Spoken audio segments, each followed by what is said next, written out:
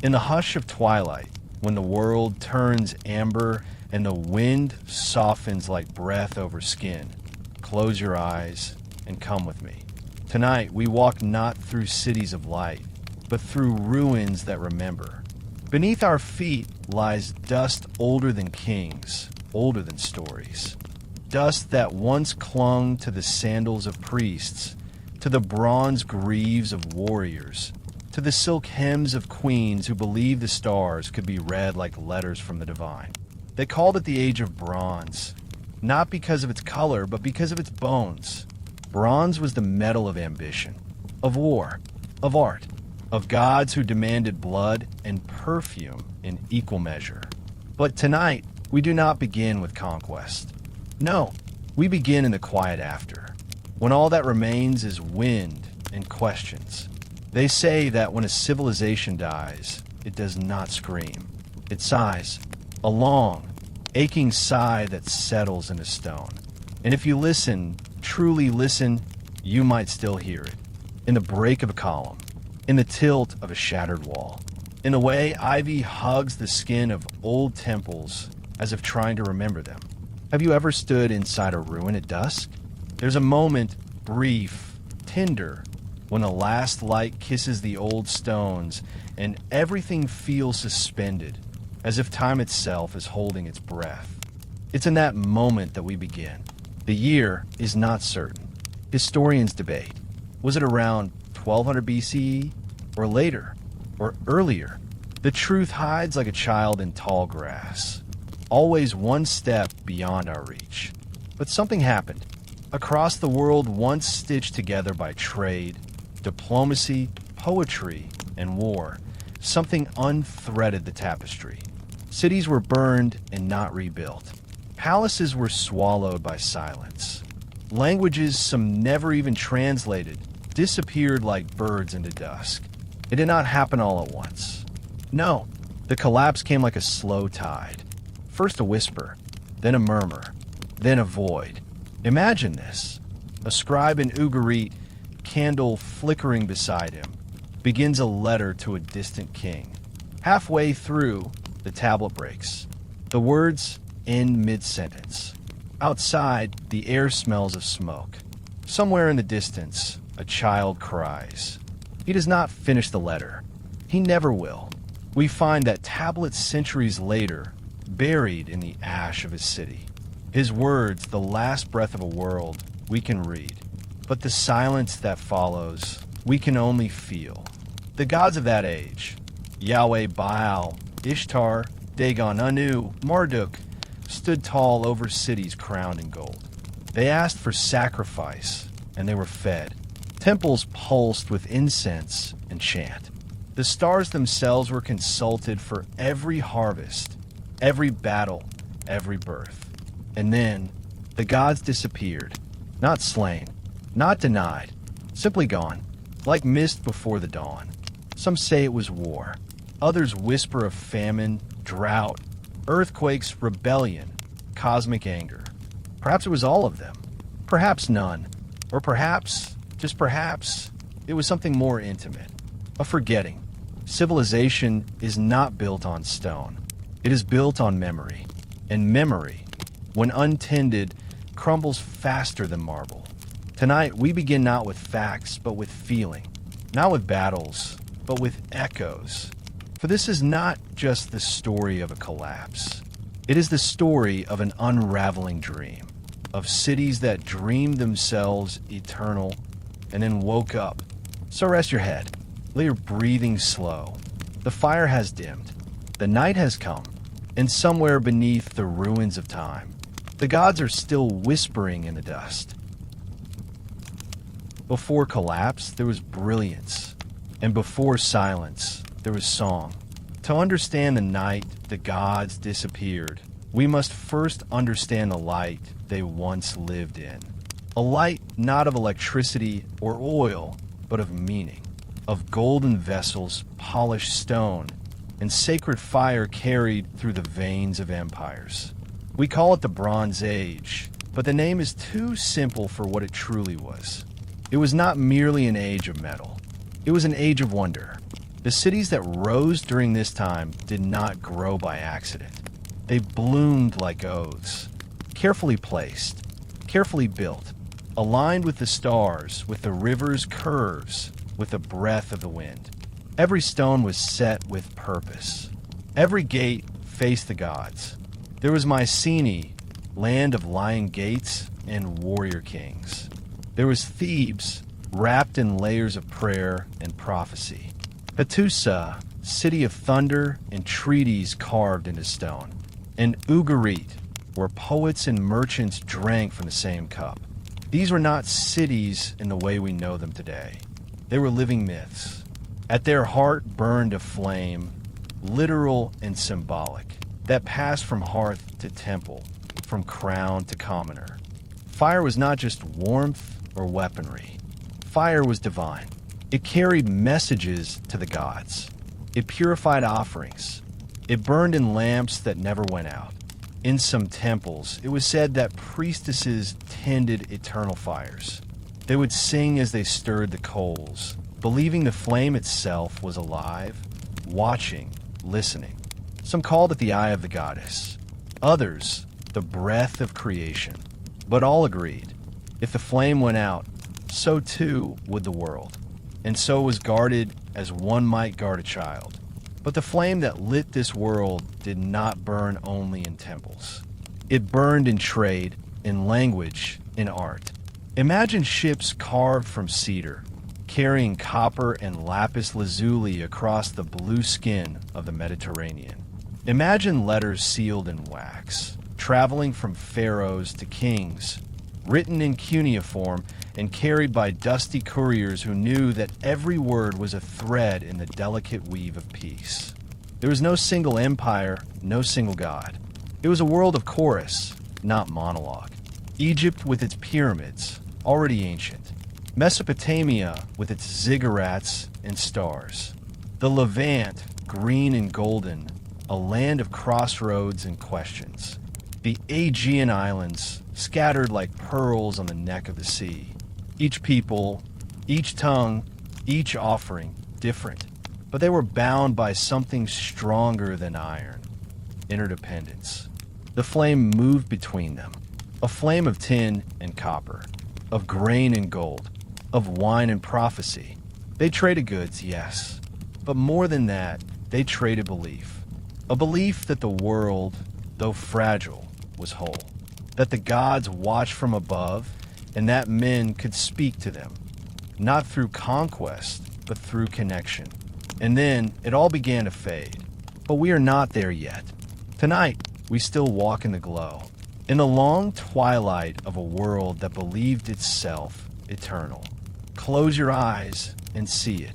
See the painted walls of Minoan palaces, dancers frozen mid-spin beneath dolphins and roses. Hear the clang of bronze on bronze in Anatolian forges, sparks flying like stars over sweating hands. Smell the incense winding through the stone corridors of temples, sweet and strange, as if the gods themselves were exhaling. It was a world that burned brightly, perhaps too brightly. A fire so golden, so vast that it could not last. But for now, let it warm you. Let the past, like a distant lantern, guide your thoughts across the dark sea of night. For once, the gods walked among men, and once the world was lit not by suns, but by 1,000 sacred flames, shared from soul to soul. Sleep now. The light has not yet gone out. There are places in the world where the ground feels heavier, as if too many dreams have been buried in the soil, and the earth has learned to remember them. The island of Crete is one such place, cradled by the Aegean, wrapped in blue silk and olive wind. It does not shout its history. It hums it, softly, persistently, like the echo of a drumbeat through the soles of your feet.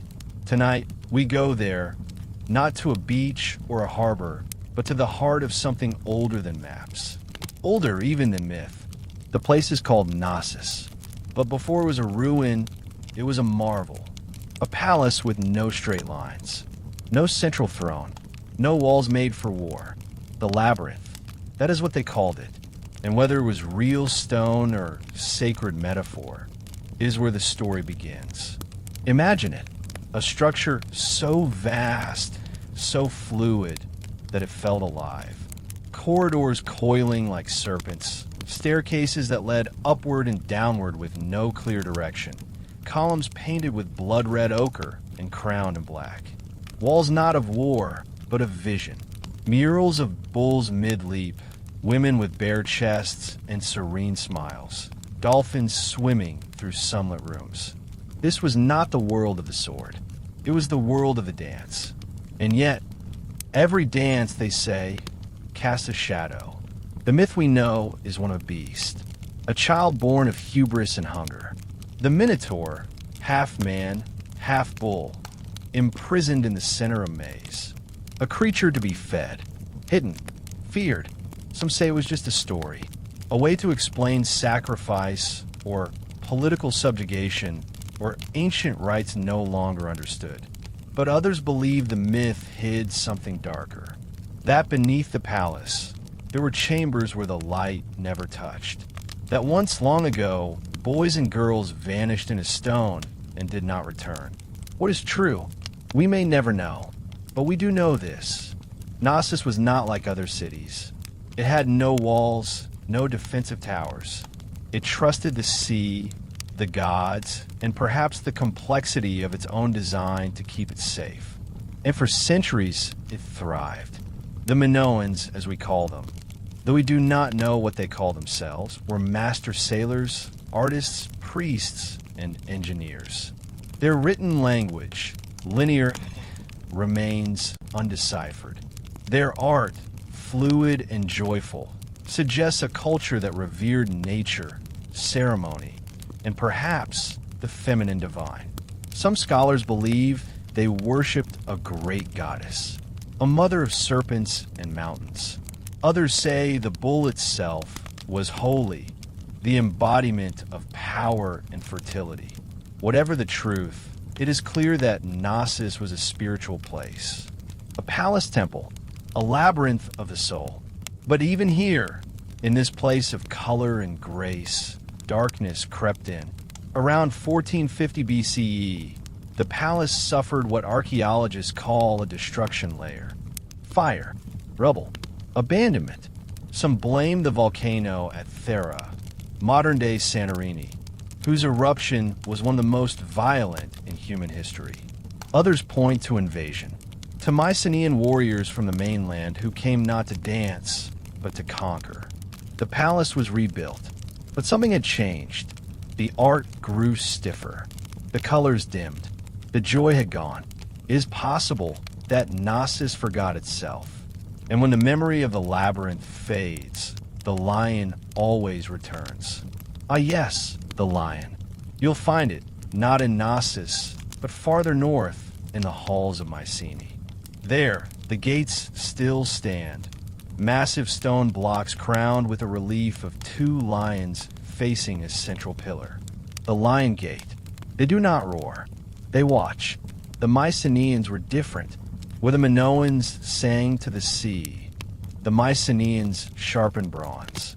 They built citadels on high hills, surrounded by cyclopean walls, so massive, the later Greeks believed only giants could have lifted the stones. Inside these citadels, they buried their dead in shaft graves filled with gold. Masks of beaten metal, swords with inlaid scenes, cups that gleamed like sunlit rivers. They spoke a language we can now read, early Greek. They called themselves wanaks, lords. They left records, inventories, offerings, taxes, but no poetry. And yet they too vanished. The lion and the labyrinth. Two faces of the same age. One fluid, feminine, mysterious. The other rigid, martial, proud. Both beautiful, both lost. And now, only the wind walks their halls. Only the dust remembers their names. But tonight you do too. You have followed their paths. You have seen their painted walls, their burial masks, their cracked pottery half buried in time. Sleep now. Let the memory of the maze wrap around you like silk. Let the lions guard your dreams. For once, the world held both wonder and terror in its hands, and both have left their scent in the stone. There are stories carved in stone, and there are stories carried by water. And sometimes, only sometimes, those stories meet. Tonight, we follow two figures. One lives in the curve of a mountain, where vapor rises from the earth like ancient breath. The other walks beside cedar trees, his hands rough with salt, his eyes forever watching the horizon. The oracle and shipwright. Two people who never met. Two lives that never touched. And yet, they held up the world between them. One with visions, the other with vessels. Let's begin with the oracle. There was a time when kings did not make decisions without her. When generals paused their armies and emperors their wrath, waiting to hear her speak.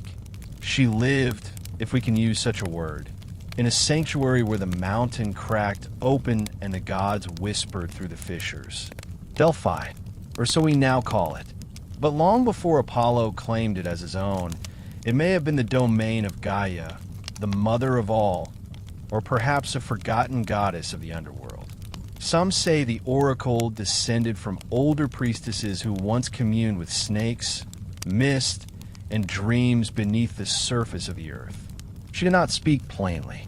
She murmured in riddles. Her words twisted like smoke, never false, never entirely true. They were keys without doors, seeds without soil. But those who listened carefully claimed to hear the divine. And yet, what is a prophecy if not a kind of ship? A fragile vessel that carries human hope into the ocean of the unknown? Which brings us to the shipwright. He is not named in myths. There are no poems for him, but his work shaped the very edges of the Bronze Age world. In the port cities, Byblos, Tyre, Sidon, men like him built miracles. Ships made of cedar and acacia, their timbers soaked in pitch, their sails spun from flax. They were not large by modern standards, but they were sacred in purpose. Each one was a womb of possibility. A ship could carry tin from far Cornwall, gold from Nubia, lapis lazuli from Afghanistan. It could carry messages sealed in clay, olive oil in painted jars, or statues of gods whose names were sung in different tongues. But more than cargo, the ships carried belief. A belief that the world could be mapped, that the sea could be known, that the gods would protect those who dare to sail too far. The shipwright did not speak in riddles. He spoke in joints, in beams, in silence. He knew how much curve a hull could hold before it cracked. He knew how to listen to the wood. The oracle listened to the earth. The shipwright listened to trees. And both, in their way, listened to time. What joins them is not their role, but their silence. Because in the Bronze Age, power was not always loud. It moved like water, like breath, like prophecy. The shipwright never asked why his vessels went to war or to trade. He simply made them beautiful and strong enough to bear the weight of gods. The oracle never explained her visions. She offered them like seeds on the wind, trusting that some would find soil. And all the while, the world spun. Across the water, ships passed in the night. One might carry bronze tools. Another, kidnapped girls. Another, tribute to a far-off king. And at each port, another oracle waited. Another flame burned. Another tongue whispered to the gods. This world was vast and intimate. A merchant from Ugarit might sip wine beside a priestess from Crete. A soldier from Hattusa might kneel before the statue of an Egyptian falcon god and whisper a prayer in his own language. And somewhere, behind all, there was always a woman breathing mist and a man bending wood. They did not build empires, but they made them possible.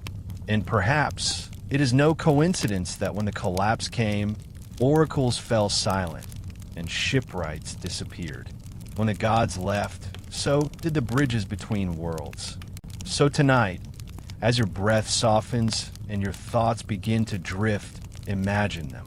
The oracle, seated beside the steaming chasm, her eyes half closed, her voice thin as silver thread, and the shipwright running his hand along a fresh hull, whispering to the cedar as if it were a living thing.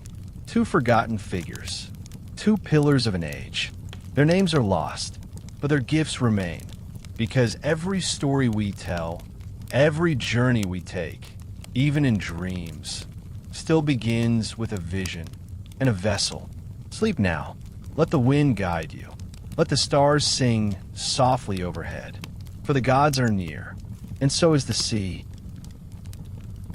Before the temples crumbled, before the letters stopped coming, before the gods fell silent, there was a rhythm to the world, a slow, deliberate music that pulsed beneath every field, every forge, every altar. It began with bread, hardened in ovens beneath the gaze of dusty sun gods, shaped by calloused hands that knew hunger as both curse and teacher. And from there it moved to bronze, gleaming in the firelight of workshops where men breathed smoke instead of air, the metal of kings and killers alike. And finally it ended in blood, offered in shadows, spilled in fields, always in the name of something greater. Tonight, let us walk that path. It begins at dawn in the fertile river valleys of Egypt and Mesopotamia, where the earth, cracked and thirsty, waits for the flood. They called it Heka in Egypt, magic, but it was more than spells. It was the sacred cycle of grain. Wheat was not merely food. It was life distilled. It was time measured in harvests and hunger. It was the currency of gods. A single loaf could be an offering. 1,000 could feed an army. In the Bronze Age, power began in the fields. Without bread, there could be no builders, no scribes, no priests, no temples crowned with gold, no fleets launched in glory, no warriors fed before the march. The first empires grew not from conquest, but from irrigation. Canals drawn like veins through the land. Water diverted by mathematics and sweat. A choreography between man and nature, delicate and divine. But grain alone could not protect a city. Not when ambition stirred. Not when borders blurred. And so they turned to bronze. A gift born not in nature, but in fire. An alloy, copper and tin. Two elements that rarely slept in the same soil. One must be mined in the mountains. The other shipped from distant shores. To make bronze was to form a union across great distances. To light a forge was to summon gods of heat and transformation. The blacksmith was more than a craftsman. He was a priest of the flame, a translator between ore and purpose. Bronze became more than tool or ornament. It became a symbol. To hold a bronze blade was to carry the authority of kings. To wear a bronze pin was to declare your belonging in the higher order. It was beautiful, too, burnished to a warm, amber glow, etched with spirals, birds, and symbols we still cannot read. But with beauty always comes blood, because bronze made war possible on a scale the world had never seen. The spear tip, the axe, the arrowhead, and so was that cities fed on wheat and defended themselves with bronze, but rose and fell by blood. There were the obvious offerings, lambs on altars, incense rising with the smoke of burnt flesh, drums echoing in temple courtyards as red stained the stone. But blood was also given in other ways. In labor, in childbirth, in rebellion. It poured from wounds opened not by sword, but by silence. The silence of hunger, the silence of the unseen. In Mycenae, a child may have been buried with a dagger too large for his hand. In Ugarit, a merchant's skull lies cracked beneath the collapsed ceiling of a burning home. In Hattusa, clay tablets beg the gods to end the plague, but the bones tell another ending. There's a kind of worship in violence, a belief that pain can purify, that war can renew. And yet, it was never cruelty alone. For every blade, there was a baker. For every battle, a lullaby sung by a mother, hoping her son might never need a shield. For every sacrifice, a priestess who wept as the flame consumed the offering.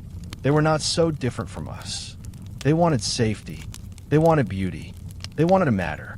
And so they built their world on bread, bronze, and blood. It was fragile. It was magnificent. It was inevitable. When the collapse came, when trade routes faltered, when fields turned to dust, when the forges fell cold, it was these three pillars that shattered first. Without bread, they starved.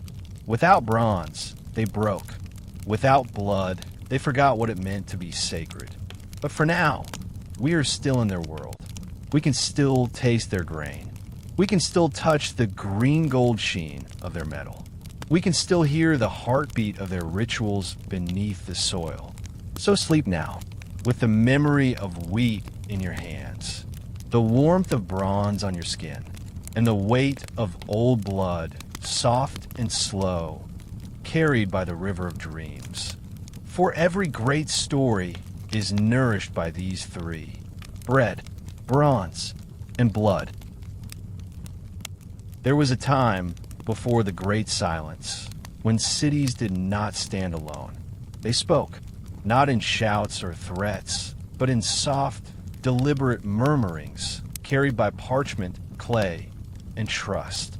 It was a world held together not by empire, but by communication, by the belief that distance could be bridged with words, and that even strangers could understand one another if they listened closely enough. Tonight, let me take you to one of those cities. It is hot, the kind of heat that ripples the horizon like a dream. The sun beats down on flat rooftops, goats sleep in shadowed courtyards, and the scent of dried dates and crushed mint hangs in the air. You are in Ugarit, a city now lost to maps, but once so vibrant.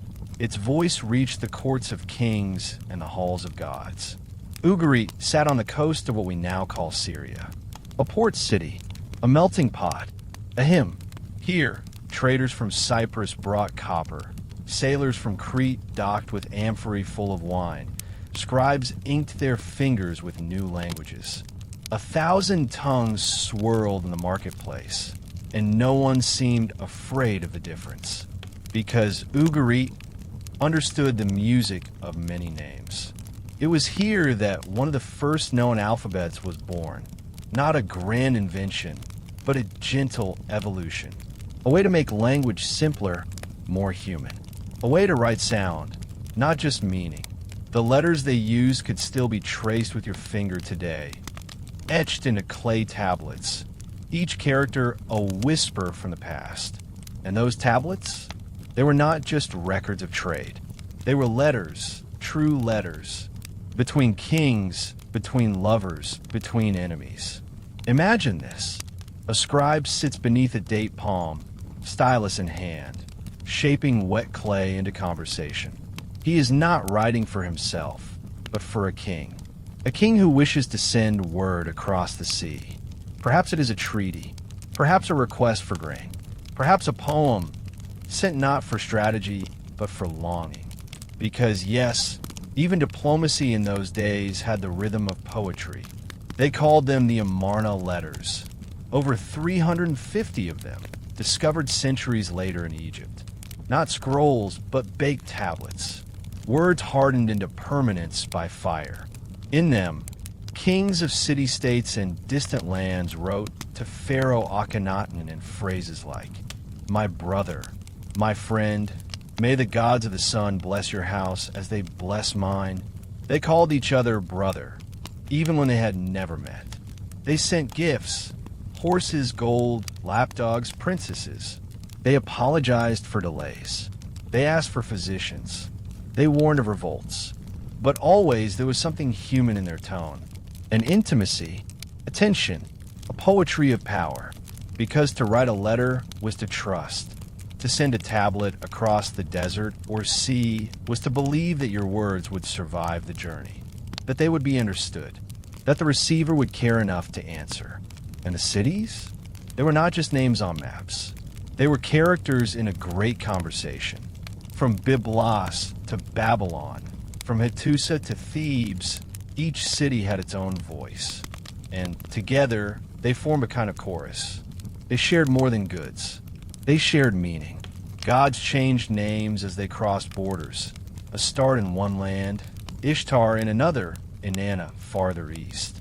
Stories transformed as they moved. What was a flood myth in Sumer became a divine warning in Canaan. Even architecture responded. You can see it in the way Minoan frescoes show up in Levantine villas, in the way Egyptian hieroglyphs appear on Mycenaean seals, in the way trade routes drew veins across the land, feeding a heart that no one kingdom owned. This was not globalization as we know it. It was civilization as collaboration.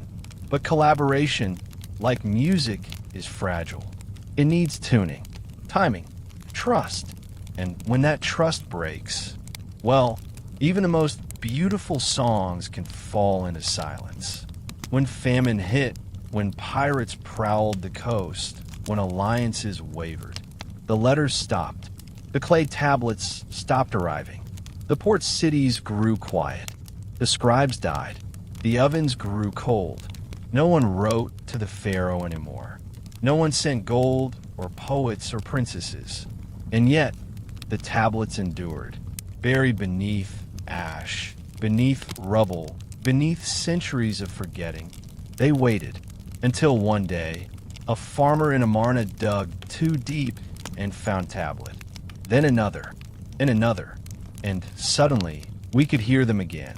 Not clearly, not fully, but enough.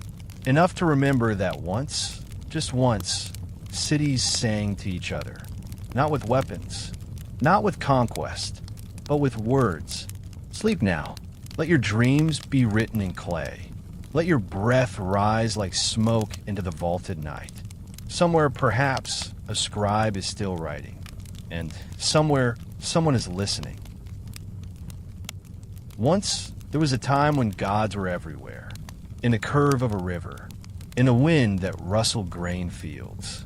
In the shimmer of heat above the desert stones. They were in the stars and the bones, the animals and the thunder, the birth of a child and the slow decay of a tomb. And in return, we gave them something precious. We gave them meaning. We gave them presents. The Bronze Age was not merely a time of tools and trade. It was a time of conversation with the unseen. Every civilization had gods. But more than that, every civilization had relationships with them. Reciprocal, demanding, intimate. In Sumer, in Egypt, in Canaan, and the Aegean, gods were not distant sky beings watching passively from on high. They were neighbors, tenants of temples, guests at the table, judges in the courtroom, voices in the smoke. They needed care, attention, offerings. They required humans to speak their names aloud, to light fires for them, to wash their statues with scented oils, to wake them each morning with hymns, because a god forgotten was a god fading. That is the part we often overlook. The gods of that age, powerful though they were also dependent, not weak, but woven into the world. They thrived on remembrance. Each idol in stone or gold was more than a symbol. It was a vessel, a doorway, a body, and that body had to be tended.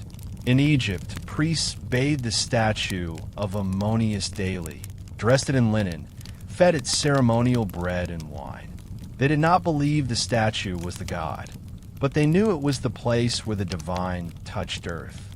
In Ugarit, Baal was honored with thunderdrum rituals, his victories against chaos sung as cosmic truth.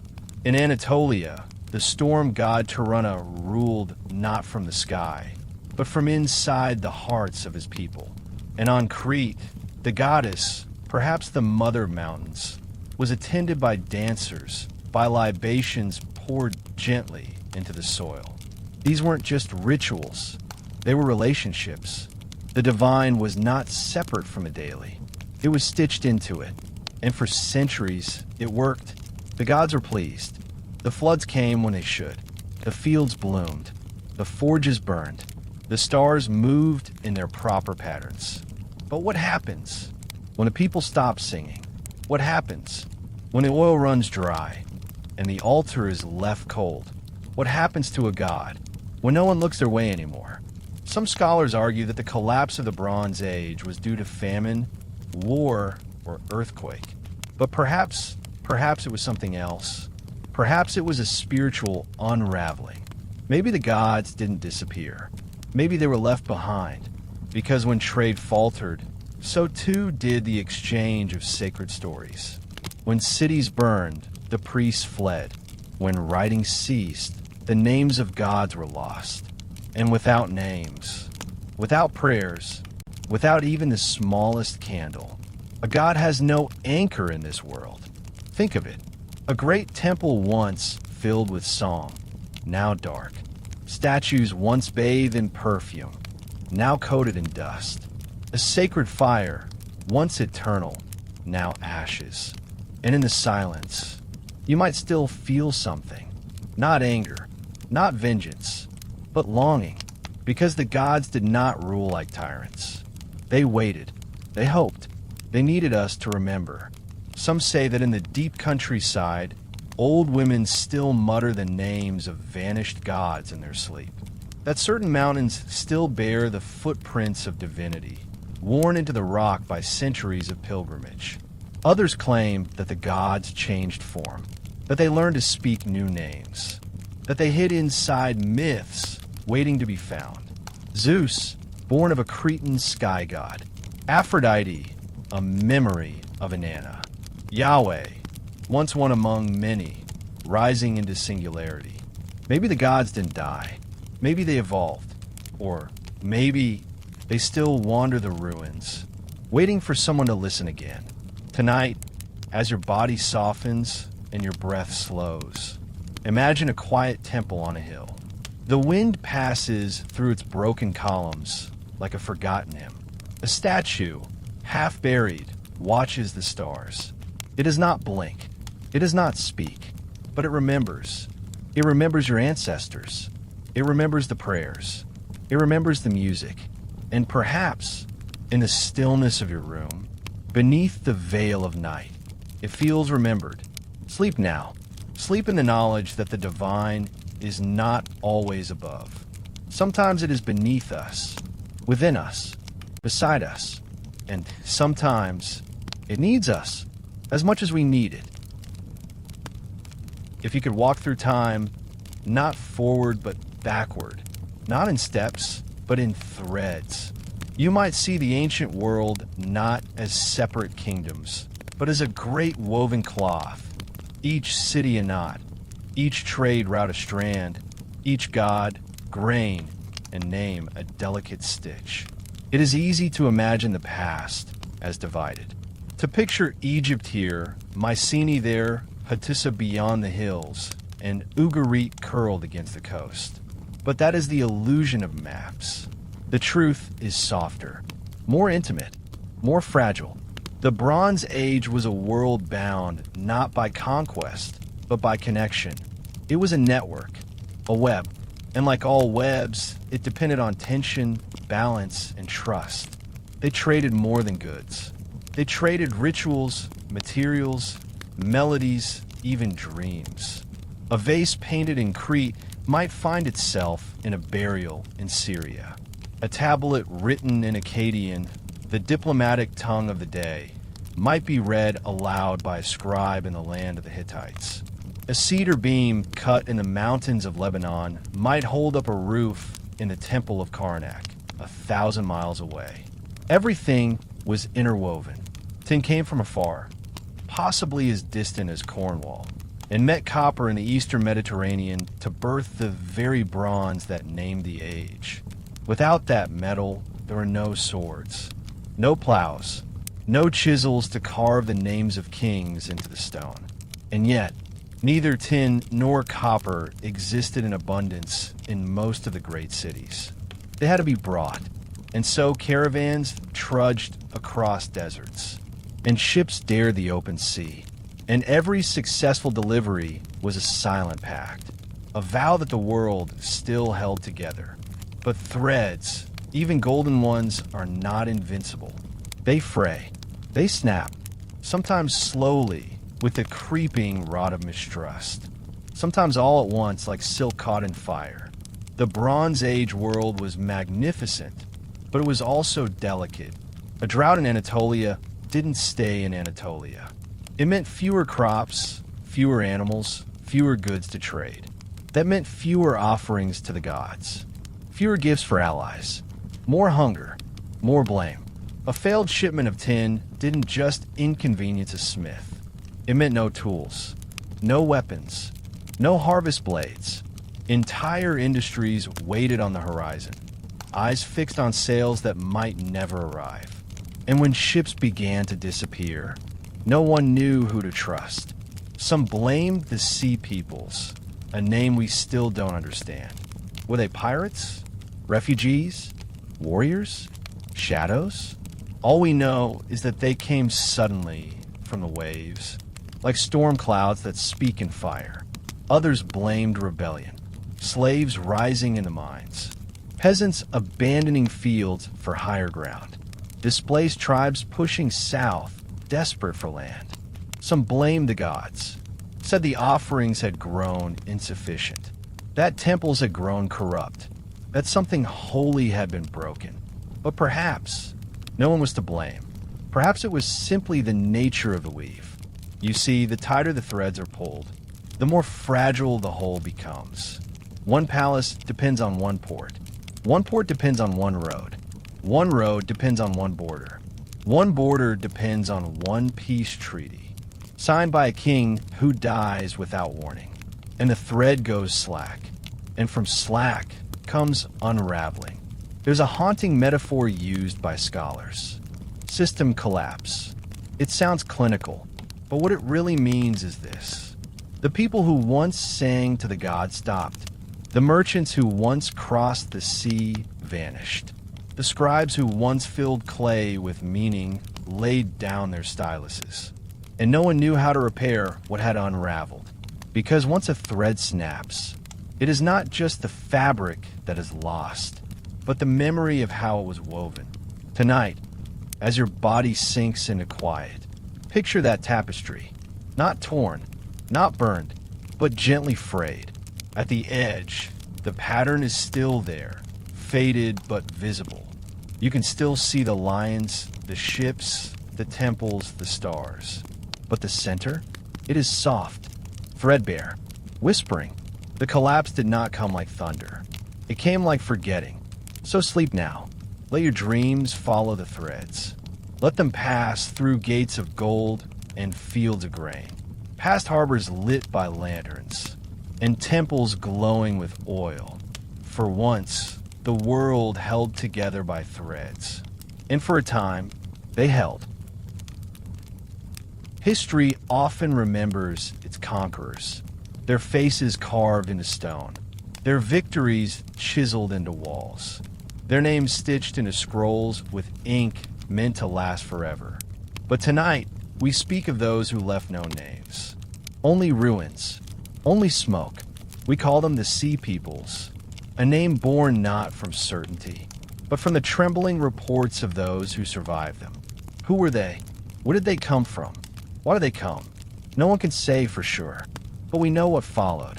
Ash, silence, an end of an age. Let us begin not with fire, but with the sea itself. The Mediterranean, that deep, myth-fed body of water, was once a highway of promise. It connected kingdoms like strands of a pearl necklace. It carried grain, copper, perfume, prophecy. It carried letters and lovers and sometimes the dead. But something changed. In the late 13th century BCE, ships began arriving not to trade, but to burn. Coasts once busy with merchants fell quiet. Cities that had stood for centuries crumbled. The attackers did not speak the local tongue. They did not respond to diplomacy. They came in waves, and where they passed, the fire lingered. Egypt called them the northerners from all lands. In his stone inscriptions, Pharaoh Ramses III speaks of how they arrived. No land could stand before their arms. From Hutti, Kadesh, Carchemish, Arzawa, and Alashia, all were destroyed. He names them the Peleset, the Jeker, the Shekalesh, the Denyen, the Weshish. Were these tribes? Clans? Mercenaries? Their names survive only in Egyptian hieroglyphs. Frozen in reliefs where they are shown with feathered helmets, round shields, and foreign ships. But even these depictions are uncertain. Are they accurate? Symbolic? Were these peoples truly united or merely desperate? Some scholars believe they were displaced populations, refugees of famine, drought, earthquake, or war, swept from their homelands and driven to the sea with nothing but survival in their hearts. Others suggest they were pirates, opportunists. Still others think they were former allies, soldiers once hired by kings, now betrayed and burning what they once protected. The truth, as always, slips between fingers like water, but their presence is undeniable. Across the map, destruction layers appear in eerie synchrony. Ugarit, once luminous with poetry and trade, burned to the ground. Clay tablets were found still drying in ovens, letters half finished, never sent. One such letter reads, "The enemy ships are already here. My city is in flames." He wrote that with the fire at his door. And then silence. Hattusa, capital of the Hittite Empire, vanished. Not conquered, abandoned. Its massive stones left to the forest, its gods left to sleep. Alashia, Carchemish, Mycenae all show signs of violent end. Walls scorched, houses looted, temples desecrated. And yet, Egypt survived. Ramses III boasts of repelling the invaders, of defending the Nile with cunning and force. But even Egypt was never the same. Its empire shrank, its resources depleted. It held the line, but lost the age. What do the sea peoples want? Land? Food? Vengeance? Or were they simply caught in the chaos? An avalanche of suffering begun elsewhere that no one could stop? We often look for villains in history. We prefer clear sides, clear motives. But perhaps there were no villains. Only the broken try not to break further. And what their legacy? They left no cities, no language, no statues, but they did leave a silence that swallowed centuries of poetry, art, trade, diplomacy, and faith. A silence from which the world would take centuries to emerge. And yet, even silence has shape. Even ruins can tell stories. Perhaps the sea peoples were not destroyers, but messengers. Not of fate, but of fragility. They came not to conquer, but to reveal how delicate the tapestry had become, how easily the threads could snap. Tonight, as you rest beneath the weight of moonlight, know this: even those who leave no name behind can shape the course of everything. So let us remember the forgotten, not as shadows, but as part of the story. Sleep now. Let the sea rock your thoughts. Soft as ancient tides, let the embers of old fires fade into stars. For even in smoke, there is memory, and even the voiceless are never truly silent. There are endings that come with trumpets, with walls crashing down, with swords raised, with gods weeping from the sky. And there are other endings, quieter, slower, like a candle forgotten in the corner of a library, like the final syllable of a prayer never finished. Tonight, we visit one such ending. The city was called Ugarit, a jewel of the coast, gleaming beside the sea, wrapped in cedar-scented winds and echoing with voices in many tongues. For centuries, Ugarit had been a place of song and scribes. Not the largest city nor the richest, but one of the wisest. Here, knowledge was not just preserved, it was celebrated. They wrote in cuneiform, yes, like the scribes of Mesopotamia, but they also birthed something revolutionary. An alphabet, just 30 signs, simple, elegant, eternal. A system that could be learned not only by priests, but by merchants, potters, children. It was the beginning of reading for the many, not the few.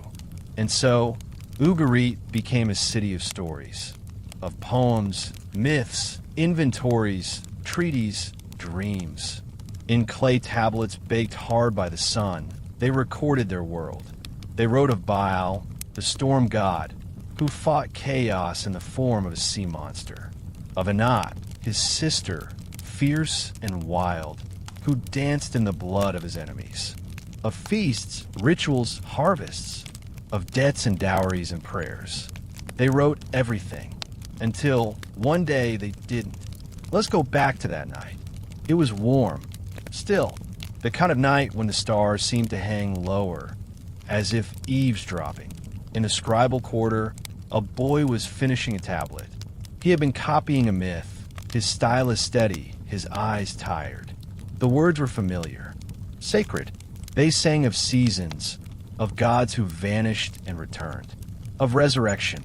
And then something changed. A noise, a shudder in the ground, a sound not of footsteps, but of many feet. Shouts in a language he did not know. Flames where there should have been lamps. Ash where there should have been silence. The city was under attack. Perhaps it was the sea peoples. Perhaps raiders. Perhaps no one knows, because no one lived to say. But in that moment, as buildings cracked, as courtyards glowed red, as statues melted, the scribes tried to finish what they started. One tablet was found centuries later, buried in the rubble.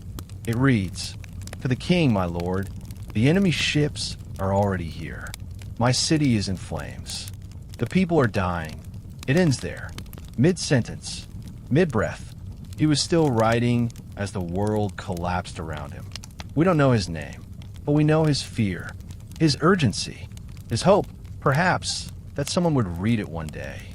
And we did, over 3,000 years later. That is the strange gift of fire. It destroys, but sometimes, in its ferocity, it preserves. The tablets of Ugarit were hardened in the blaze, like bones turned to stone. They outlived the scribes who made them. And so, when archaeologists brushed away the dust, they found not just ruins, but voices, soft, fragile, aching to be heard. They found myths never told before, words that reshaped what we thought we knew, songs of gods that danced between cultures, the ancestors of alphabets we still use. Ugarit may have burned, but it did not vanish. Not entirely, because in the soot there was memory, in the ruins meaning, in the fire a kind of immortality. Still, the cost was enormous. The libraries were silenced, the temples crushed, the people gone, and with them, something intangible disappeared, a way of seeing the world, a rhythm of thought, a conversation between gods and men. We like to think of knowledge as invincible, that what is written cannot be unwritten. But the night Ugarit burned, we were reminded that even wisdom can die, not because it is wrong, but because no one is left to speak it. Tonight, as you drift in the warmth of your own silence, think of that city. Think of the tablet, half-written, the fire rising, the words softening into permanence. And know this, every word you speak, every story you carry, is a thread in the great weave of memory. Let none of them burn for nothing. Sleep now. The scrolls may have turned to ash, but their voices, if you're quiet, still echo in the dust. Some names do not fade, even after fire, even after centuries, even after time itself has exhaled all breath from a place. Troy is such a name, not because it survived, but because it refused to disappear. We know the tale, or think we do. A beautiful woman stolen, 1,000 ships launched, a war that lasted 10 years, a wooden horse wheeled beneath proud gates, gods choosing sides, and men turned into legends. But tonight, we do not walk among heroes. Tonight, we dig beneath their feet, because long before Homer sang of Achilles' rage, before Hector's armor clanged on dust, before Helen looked out across the wine-dark sea, there was a city, a real city, layered like a memory, buried like a secret, its stones worn not by myth, but by wind, by rain, by generations of feet, voices, tears. We call it Hizarlik now, a low mound on the northwest edge of modern-day Turkey, where the earth swells slightly, as if it remembers. And when the archaeologists came, with their brushes and hope, they dug not one Troy, but many, 9 layers, 9 Troys, each one built on the bones of the last. Troy I, humble and ancient. Troy II, bold and golden, perhaps too golden. Troy VI and VIA, scarred by fire and collapse. Which Troy was the Troy? Which layer held the echo of Homer's voice? No one knows for certain. But tonight that matters less, because we are not chasing swords or glory. We are listening for the silence beneath. There is something strange about Troy. It sits at a crossroads, between east and west, between land and sea, between fact and fable. It was a trading hub, yes. A city of wealth, walls, and watchtowers. But more than that, it became a kind of mirror. Every culture that touched Troy saw itself reflected. For the Greeks, it was a tale of vengeance and honor. For the Romans, a story of origins. Aeneas fleeing its fall to found a new empire. For us now, it is a question. What is truth when it is buried beneath 9 centuries of dust? What is memory when it is built atop itself over and over again? We found skeletons, yes. Burned layers, arrowheads. A city once struck by disaster, then rebuilt with weary hands. Was there war? Likely, but perhaps not the kind sung by poets. Maybe it wasn't love that burned Troy. Maybe it was trade. Maybe it was drought. Maybe it was one too many promises broken across sea routes and sacred alliances. Or maybe the end came not with flame, but with silence. The kind that creeps in after the merchants stop arriving. After the children are born fewer and fewer. After the priests speak to gods who no longer answer. A silence not of defeat, but of forgetting. Because that is what Troy teaches us in its quiet way. That myth is louder than memory, but memory is deeper. And sometimes the deepest truths are not the ones shouted in war, but the ones buried in peace. A pot left unfinished. A gate repaired one last time. A well gone dry. The people of Troy, whoever they were, did not know they were becoming myth. They were simply living, baking bread, fetching water, telling stories to their children by oil light. And then they were gone, but not entirely, because somewhere in the soil, the city waited for someone to return, to ask, to listen. And we did. We brushed away the earth. We held their clay in our hands. We read the broken walls like lines of a forgotten poem. And we heard, not war, not love, but a silence too deliberate to ignore. A silence that suggests, even when a city falls, its soul can endure. So tonight, as your eyes grow heavy and the quiet of your room deepens, let your dreams wander the layers of Troy. Let them pass through its gates, walk its alleys, stand where a woman once looked out at the sea and wondered what would come. Let them listen to the hush that came after the storytellers were gone. For some silences are not empty. Some silences are sacred. Sleep now.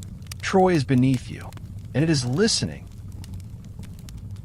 The Nile has always known how to wait. It does not rush.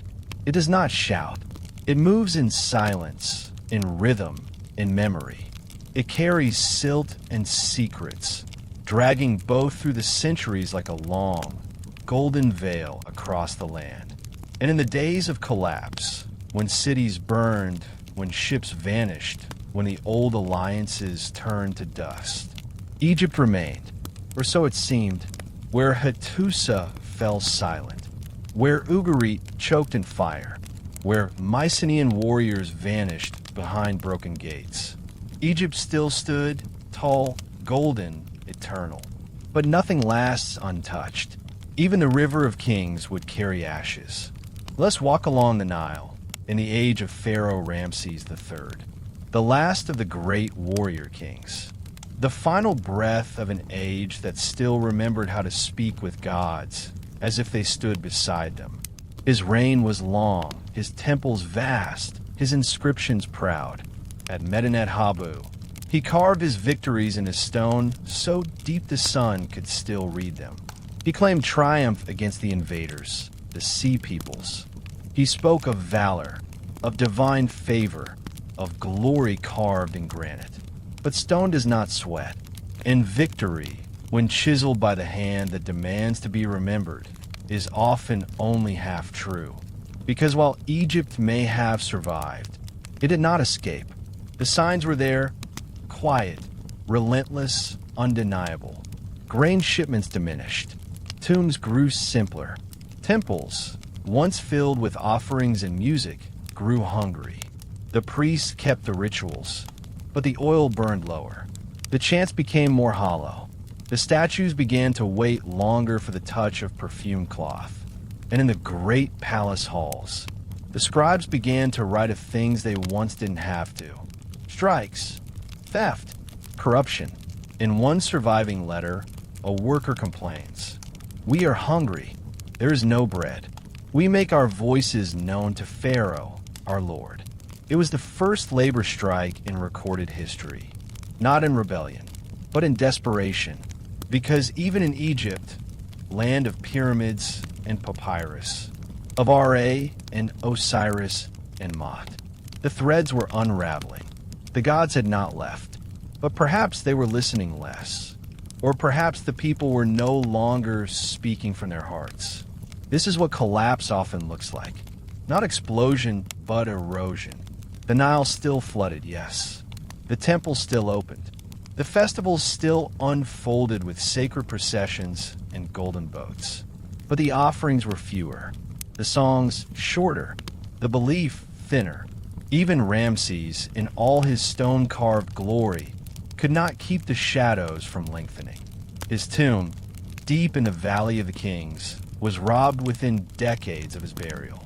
His body, desecrated, hidden by priests to protect it from further harm. A king once called the son of the sun, reduced to a mummy smuggled in silence. But Egypt did not fall in fire like the others. It endured. It adapted. It contracted, like a great lung releasing its breath. It grew smaller, less divine, more mortal. The age of empire gave way to the age of survival. And yet, through it all, the Nile still flowed.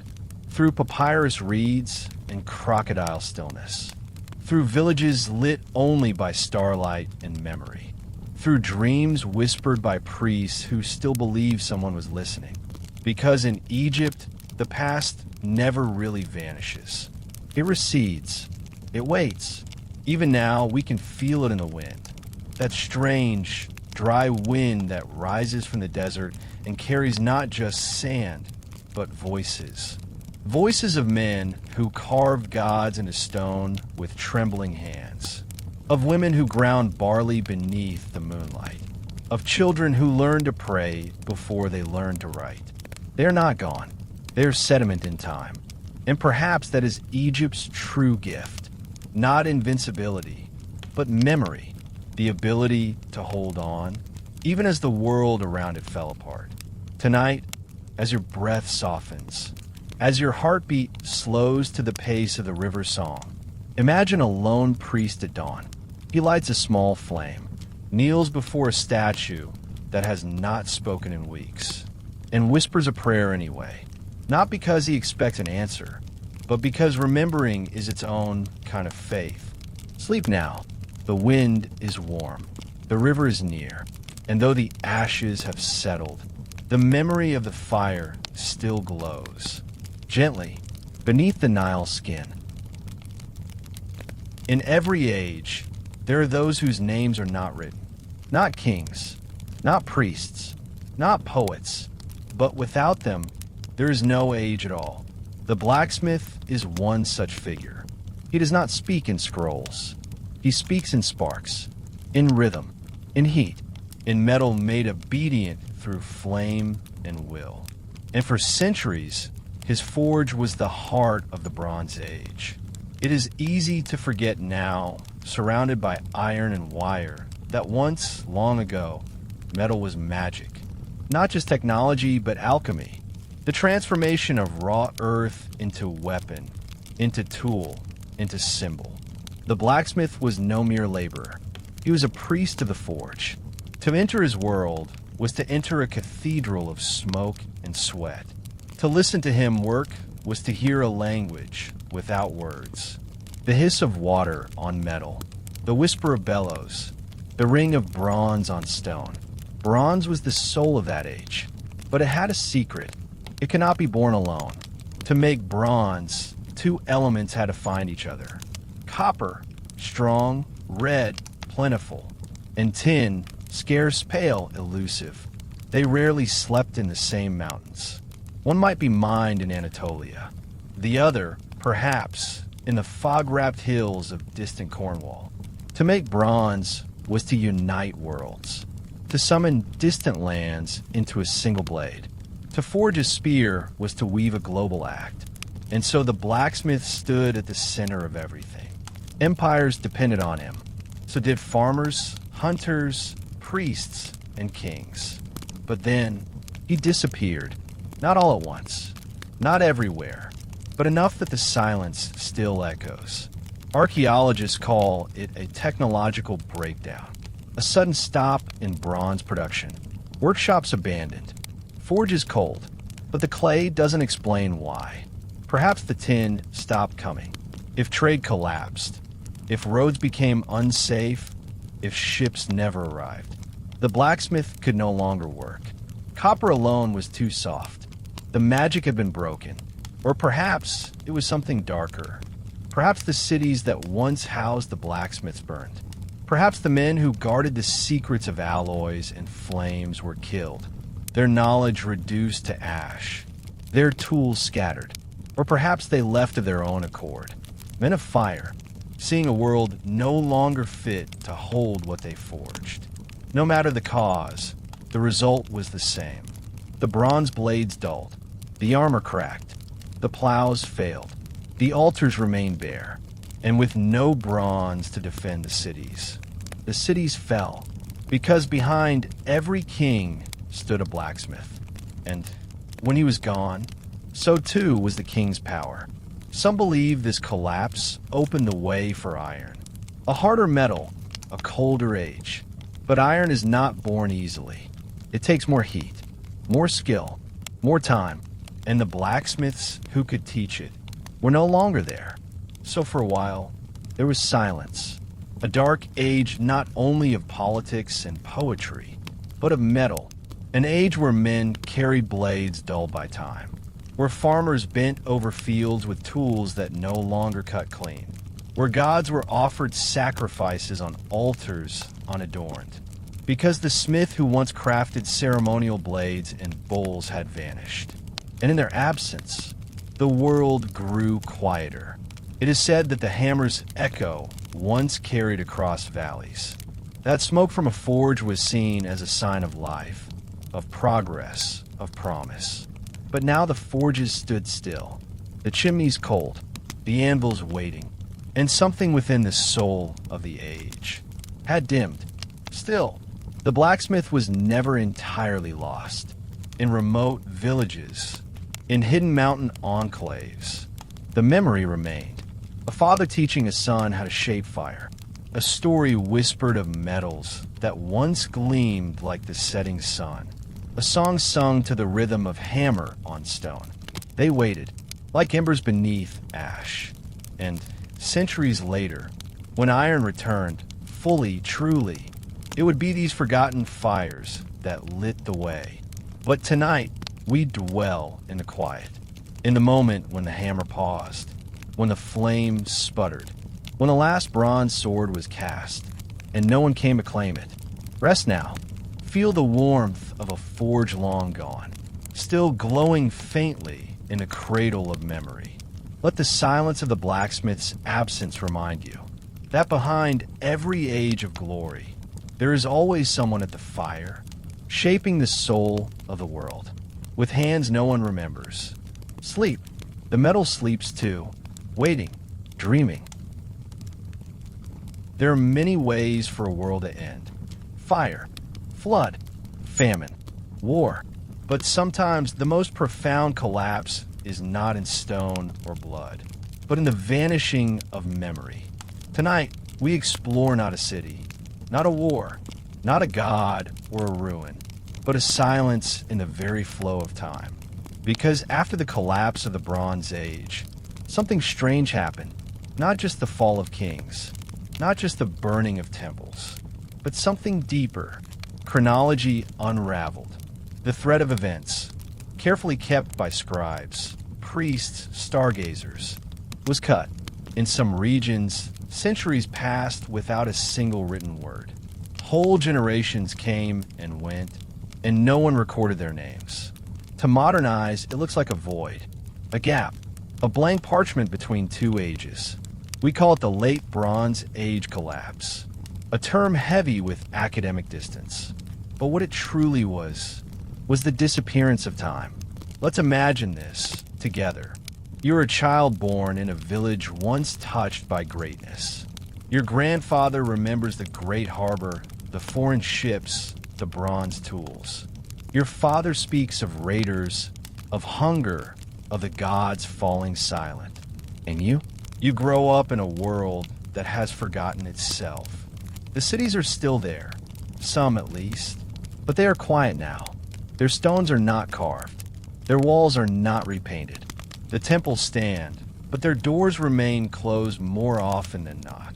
There is no scribe to mark your birth, no priest to record the stars the night you first saw the moon. And so, in the eyes of history, you were never here, not because you didn't live, not because you didn't love, but because no one wrote it down. This is the strange, aching truth of the post-collapse world. Time went soft. Before, time had rhythm. Harvest calendars, tax records, festival cycles, dynastic lists. The years were numbered by the reigns of kings, by eclipses, by floods. There was an order, sacred, cosmic, bureaucratic. But with the scribes gone, and the kings dead, and the trade routes severed, the structure dissolved. 1 year bled into the next. A decade passed unnoticed. 3 generations might live and die without leaving a single mark on the record. And the stars, those eternal archivists, still moved. But no one wrote what they saw. The Babylonian omen lists went unfinished. The Egyptian astronomical ceilings were no longer updated. The names of the moons in Ugarit forgotten. The language of time was lost. And yet, this silence is not without beauty. It is soft, like the space between notes in a lullaby. It is heavy, like a room where someone once prayed. There's a kind of holiness in it, a reminder that not all knowledge survives, that some things are meant only to be lived, not cataloged. Still, we wonder, what songs did they sing? What stories did they tell by firelight? What fears whispered through their dreams? We may never know, and that not knowing is its own kind of mourning, but also a mystery, because from this soft silence, new time would one day emerge. New kings would rise. New scribes would sharpen their styluses. New myths would be born, echoes, perhaps, of the ones forgotten. The Greeks would later speak of a time before history, the age of heroes, the age of gods and monsters. Maybe they were remembering something buried too deep to name. Maybe the myths of Achilles, of Odysseus, of Prometheus, were shadows of people who once lived during that long silence.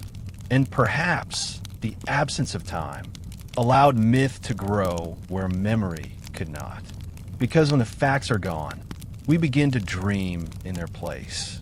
So tonight, as your thoughts drift like dust across forgotten scrolls, imagine the stillness of a world without calendars.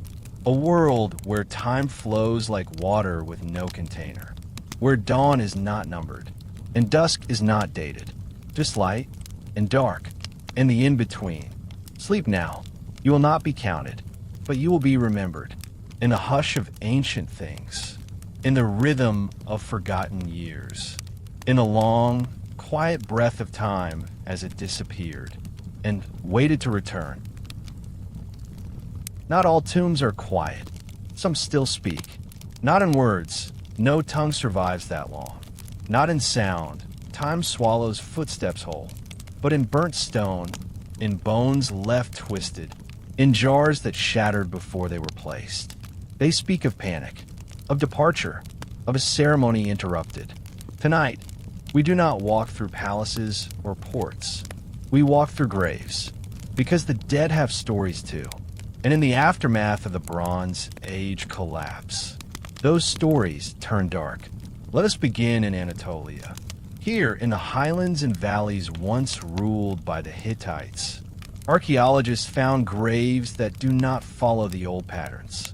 Bodies buried without offerings, without jewelry, without care. Not the burial of honor, the burial of necessity. Some tombs were shared, multiple skeletons crammed into pits too small for them. Adults and children together, their limbs tangled, their skulls cracked. There are signs of blunt trauma, of burned layers above them, of walls collapsed, sealing them in. And there, the story deepens. Because these tombs were not prepared. They were improvised, hastily dug, sometimes shallow, sometimes placed inside former homes, as if there was no time to carry them away. Who were they? Citizens? Scribes? Fugitives? We don't know. What we do know is this. They died in fear. They were not laid to rest with prayer. They were hidden, and over their bones, ashes settled. Not ashes from ritual fires, not sacred incense or burnt offerings, but homes, temples, cities that burned while they watched. In some tombs, half-finished grave goods have been found. A clay cup still soft, a bronze pin without polish, a weaving spindle placed without thread. It's as if someone was preparing the funeral when the world changed. In others, we find no tomb at all, just bodies, left in collapsed hallways, clutching one another in doorways, caught mid-flight. These are not the deaths of war, not soldiers fallen in lines, but of civilians taken by something fast. Was it a fire, an invasion, a plague, or all three? Because collapse is not always clean. It does not come with announcements or banners. Sometimes it comes like a shadow, faster than the heart, quieter than breath, and when it passes, it leaves behind tombs that were never meant to be tombs. And yet in their disorder, they speak. They tell us that this was not a gradual fading everywhere. In some places it was sudden, a city bustling on one day, smoke and silence the next. They tell us that the rituals, the things that gave life meaning, were broken. That people still tried to honor the dead, still tried to wrap them in linen, place a cup by their side, whisper a prayer to a God who might not have been listening. But the fire came too fast, the invaders too close, the sky too dark, and so the dead waited, buried in half-ritual, in interrupted grace. There's something unbearably human about it. We live with myths of grand endings, armies clashing, temples crumbling, kings weeping. But this is quieter, more tragic. A mother laying her child in the dirt and looking over her shoulder. A craftsman dropping his chisel and wrapping his arms around his wife. A priest hiding his God beneath the floorboards. hoping to return for it later. They never did. And now, we are the ones who return. We brush the dirt from their bones. We piece together their pots. We map the fire's path through plaster and pigment. And in doing so, we become their final mourners. We give them what they never received. Witness. So tonight, as your eyes close, imagine one of those tombs. A stone chamber beneath a house. Ashes still clinging to the corners. A body lying beside a wall. Unadorned, but not forgotten. Imagine reaching out, placing a single flower at their side, saying nothing, just listening, to the silence, to the fire that came, to the story that never finished. Sleep now. Let the flames fade. Let the dust settle. And let the tombs, once so full of fear, become at last places of peace. There are times when the world trembles. Not from war, not from men, but from something deeper, older, something that moves beneath our feet and behind our stars and cares nothing for kings or gods. Tonight, we walk into one of those moments when the earth shifted beneath ancient cities and the sky itself turned its face away. The earthquake and the eclipse, two phenomena as old as the world. And yet, when they arrived in the Bronze Age, they didn't come quietly. They came like omens, like judgment, because in that age, nothing was random. The world was a mirror, a symbol, a message from the divine. If the harvest failed, it was the gods withholding. If the river ran dry, the ancestors had been dishonored. And if the sky turned black at midday, the end had begun. Let's begin beneath. In the rocky crust of the eastern Mediterranean, fault lines braid through stone like veins. The Aegean, Anatolia, the Levant. This is a restless place. Tectonic plates that murmur under cities, that sigh under temples, that one day groan. Archaeologists have uncovered the clues. Walls that fell not from fire, but from sudden violence. Stones tipped inward, not blasted out. Staircases cracked like bones. Roofs sunken under their own weight. No burn layers. No weapons. No signs of siege. Just ruin, without enemy. Some cities, once majestic, seem to have collapsed in an instant. Mycenae, the city of lions and gold, shows evidence of multiple tremors. Its tombs shifted. Its palaces cracked. Not all deaths come with blood. Some come with the sound of stone breaking. The sound of a god exhaling through the ground.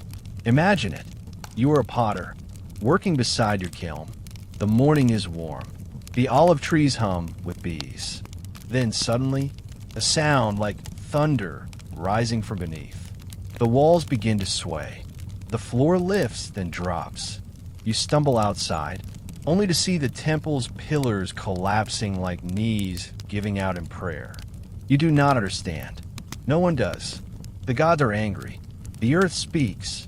And just when you think it cannot get worse, the sky begins to darken.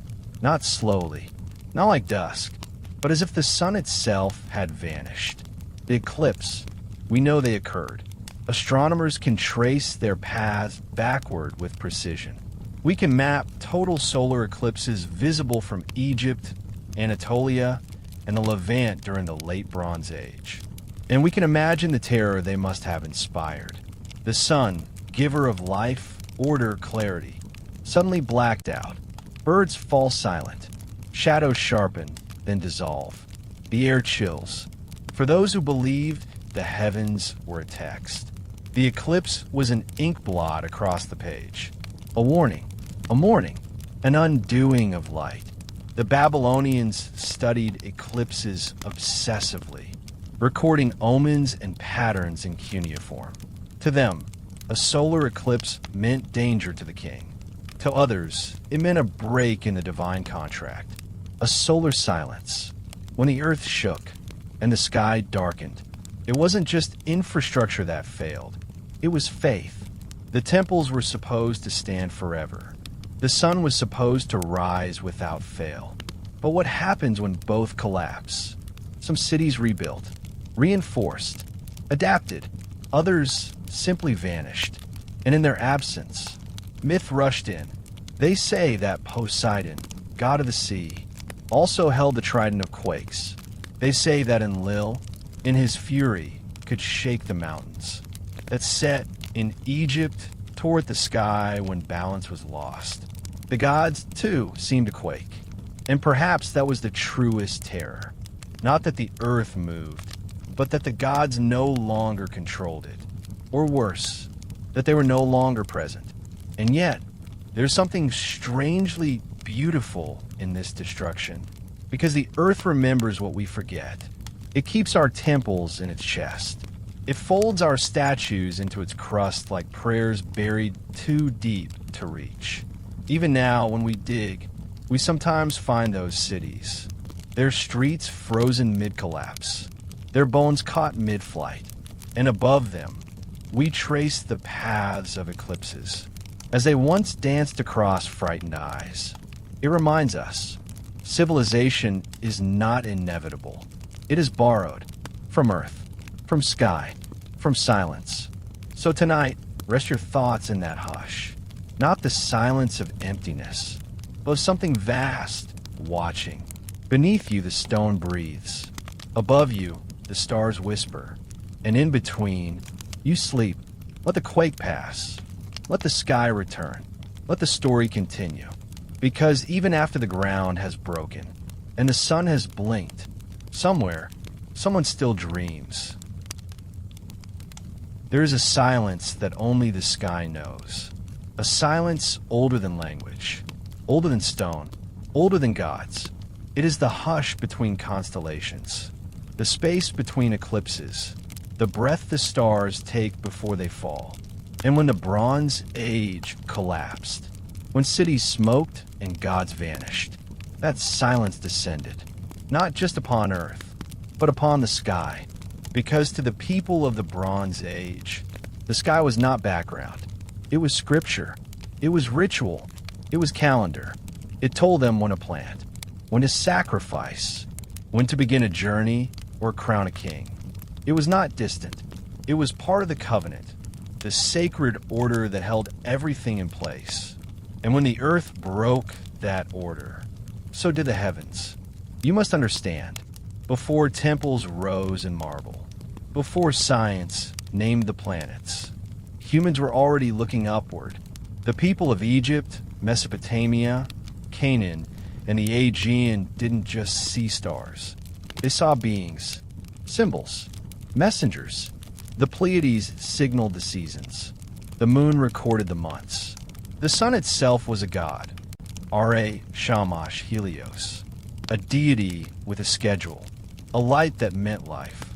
So imagine the terror, when that light failed, when drought stretched across years, when the sun baked the fields, but gave no grain, when the moon marked months that brought only hunger. It was more than a crisis. It was a cosmic betrayal, because the sky had always kept its promises. But now, the constellations passed above ruined cities. The stars shone down on temples where no priest remained to read them. The moon cast its light over tombs filled too quickly. The calendar, once sacred, became meaningless. Festivals came and went, but no one celebrated. Scribes stopped tracking the movements of Venus. The tables of eclipses went unmarked. The heavens were still moving, but no one was watching, and so the bond frayed. The great connection between cosmos and culture, between the firmament and the furnace, between divine rhythm and human hope, began to break. Some blamed the gods, said they had turned their backs, said they were punishing the world. Others said the gods had died, that the collapse was not just political, but metaphysical, a sundering not of empires, but of belief. There are records, cracked, half-preserved, that suggest offerings grew more desperate in this time. Sacrifices increased. Rituals became frantic. Priests begged the skies to return their voices. But the stars do not answer to panic. They move as they always have. It was we who had stopped listening. And yet, even in the ruins, some looked up, even as temples fell and fields turned to dust. Somewhere, a child still pointed at Orion and asked his mother for the name of that hunter in the sky. Somewhere, an old woman still told stories of the moon's moods, of the way stars blink when they speak of rain. And slowly, from a silence, a new rhythm would be born. It would not be the same. The old names would fade. The calendars would change.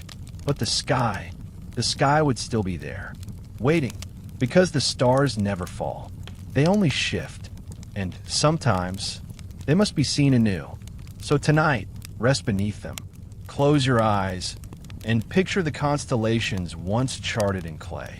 Feel the sadness of those who lost their place in time, who looked up and saw not order, but indifference.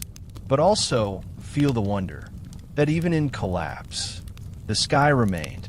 And maybe that is the lesson, that the heavens are not answers, but companions, quiet, distant, and always there. Sleep now.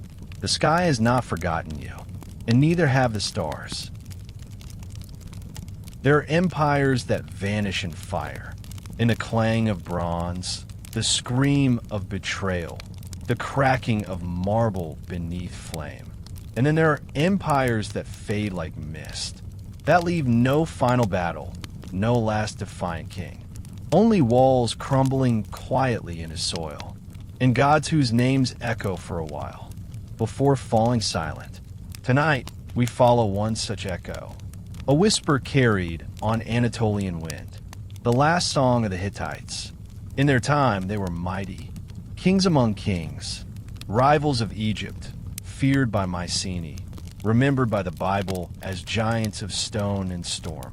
Their capital, Hattusa, rose from the rocky highlands like a crown, surrounded by thick ramparts, pierced by lion gates and sphinx gates, guarded by symbols etched not for beauty, but for meaning. To walk its streets, then was to walk through purpose. Every stone measured, every carving aligned to the stars and seasons. They wrote in Hittite, a language older than Greek, older than Latin, pressed into clay with cuneiform taken from the Babylonians, and transformed into something distinct, sacred. They sang songs to the storm god, Tirana, and his consort, the sun goddess of Arena. They made treaties not only with men, but with the divine. Oaths sealed with bread, with fire, with blood. One such treaty still survives, etched into silver, a piece carved not in hope, but in permanence. And yet, nothing is permanent. Somewhere near the end of the 13th century BCE, the voice of the Hittites went quiet. No grand record of war, no single invading horde, only absence. Letters stop arriving, temples stop being repaired. Palaces, once lit with oil and ceremony, are left to the rain. We find no bodies in the throne room, only empty halls. And in the library, tablets still stacked, waiting for scribes who never returned. Some say it was famine, that the rains failed, and the grain withered, and the people walked away from their gods, or turned against them. Others say it was war, not from outside, but from within. Civil unrest, nobles turning on nobles, soldiers no longer paid in bronze. Or perhaps it was the sea peoples again, their names scattered across Egyptian walls like shadows. Perhaps they reached Hattusa, perhaps not. We may never know, because the Hittites did something extraordinary. They left, without a sound, an empire of engineers, scholars, warriors, priests, simply dissolved, not into legend, into dust. For centuries, no one even knew they had existed. Even the Bible remembered only fragments, calling them Hittites, sons of Canaan, a people once mighty, now vanished. It wasn't until the 20th century, when archaeologists dug deep into the hills of Bagaskoi, that Hattusa rose again, stone by stone, tablet by tablet, memory by memory.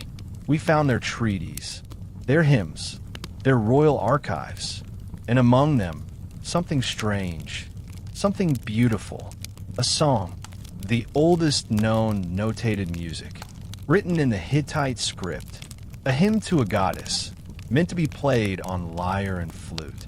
It is not a war song, not a dirge. It is delicate, a praise for spring, for return, for life renewed. Perhaps it was the last thing they sang, not to fight the collapse, not to mourn it, but to remind the world that beauty exists, even in the dusk. So tonight, as you lie in silence, imagine the highlands of Anatolia. Imagine the stones of Hattusa, warm from the sun, the wind whispering through the lion gate, a temple dark but not abandoned, just waiting, and somewhere deep in the hush, a soft melody lingers, a song not lost, only sleeping. Sleep now. The empire sleeps with you, and the gods, they still listen. Not all kings are carved in stone. Not all wear crowns that glint beneath torchlight, or speak from thrones draped in gold. Some kings live only in fragments, in songs no one finishes, in roads that lead nowhere, in ruins too humble to claim their name. Tonight, we follow one such king, a figure both real and not, half memory, half myth, a man who may have once ruled, but who now only wanders. He has no throne, no army, no name we can speak with certainty, but the dream of him lingers, like smoke curling through the bones of fallen palaces. We begin not in glory, but in aftermath. The Bronze Age has collapsed. The cities lie quiet.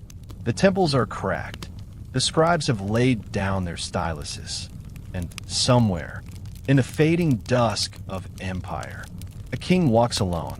Some say he was the last ruler of a minor city-state, one spared from fire, but not from silence.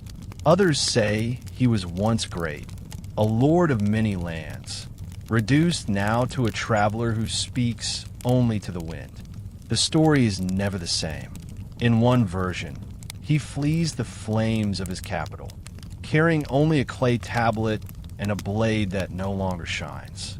In another, he buries his crown beneath a tree and vows never to speak his name again. In the oldest versions, he is more than man, a spirit who cannot die, doomed to wander the remnants of his own kingdom until someone remembers him properly. And still, he walks through shattered markets, through fields gone a-thorn, through harbors where no ships return. And as he walks, he dreams, not of conquest, not of vengeance, but of what was. He dreams of a scribe humming softly as he copies lines from a myth, of priests lifting oil to the sun, of children chasing dogs through narrow stone alleys, of dancers in red skirts twirling beneath painted columns, of laughter, of order, of meaning. He dreams of a world that believed in itself. But dreams are delicate, and the world has changed. Sometimes, when he comes upon a village, they take him in. He speaks of lost cities, of kings who fed the gods, of alphabets that sang. They think him mad, an old man haunted by too much silence. He smiles and does not argue. He knows the truth is heavier than most can carry. Other times, they shut their doors. They see his tattered robes, his eyes filled with dust and stars, and they turn away. Still he walks. Some nights, he stops at a place where nothing stands, but where he feels something once did. A palace, perhaps, or a temple, or a garden where doves once nested in the shade. He sits, he closes his eyes, and he dreams again, not for himself, but for the world. He dreams that the songs return, that someone picks up the stylus, that someone remembers how to ask the sky for permission before planting the seed. He dreams that one child, just one, will find the stones and wonder who once lived there. And maybe, just maybe, that child will whisper his name, even if they get it wrong. Because names change, but dreams endure. And in the end, Perhaps that's all that remains of the Bronze Age. Not the swords, now rusted. Not the treaties, now crumbled. Not the gold, now buried. But the dreams, the belief that the world could be beautiful, that men and gods could speak, that flame and clay and word could hold eternity for just a moment.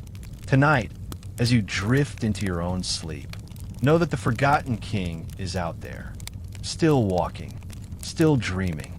He does not need to be found. He only needs to be remembered. So close your eyes. Let the dust settle. Let the night grow deep. And somewhere, in a dream not entirely your own, you may hear the soft footfall of a king who once ruled, a world that dared to believe in itself. Sleep now. The king walks slowly, and dreams do not end. The collapse had come. Cities fell. Palaces burned. Scriptures were buried in ash and silence. And for a time, it seemed the gods had vanished. But gods do not need gold. They do not ask for columns. They do not require incense or statues or perfect rituals. They ask only to be remembered. And sometimes, memory survives best in the places no one thinks to look. Not in the courts of kings, but in the hands of shepherds. Tonight, we leave the ruins. We climb into the hills, far from roads, far from thrones, to where the grass grows in patches.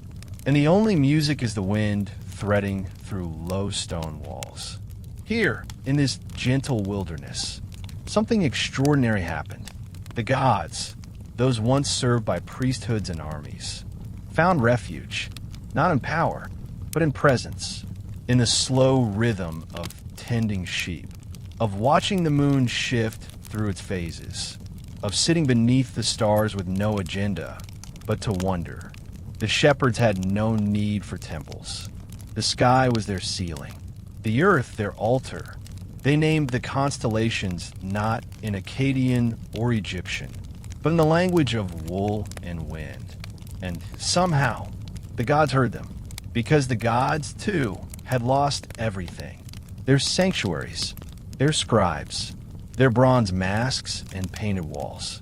But they had not lost their essence. A storm god needs no temple if there's thunder. A sun goddess does not weep if her name is forgotten. As long as someone still feels warmth on their skin at dawn, and the shepherds, alone with sky and soil, became the keepers of the divine. They remembered, even if imperfectly. They whispered stories to their children beside fires, of gods who once walked the earth, of spirits who lived in the stones, of old names that still made the wind pause. And so, the gods were not destroyed. They were transformed, no longer bound to palaces, no longer crowned in gold, but alive in myth, in song, in the shape of a cloud, the silence before lightning, the first cry of a lamb at dawn.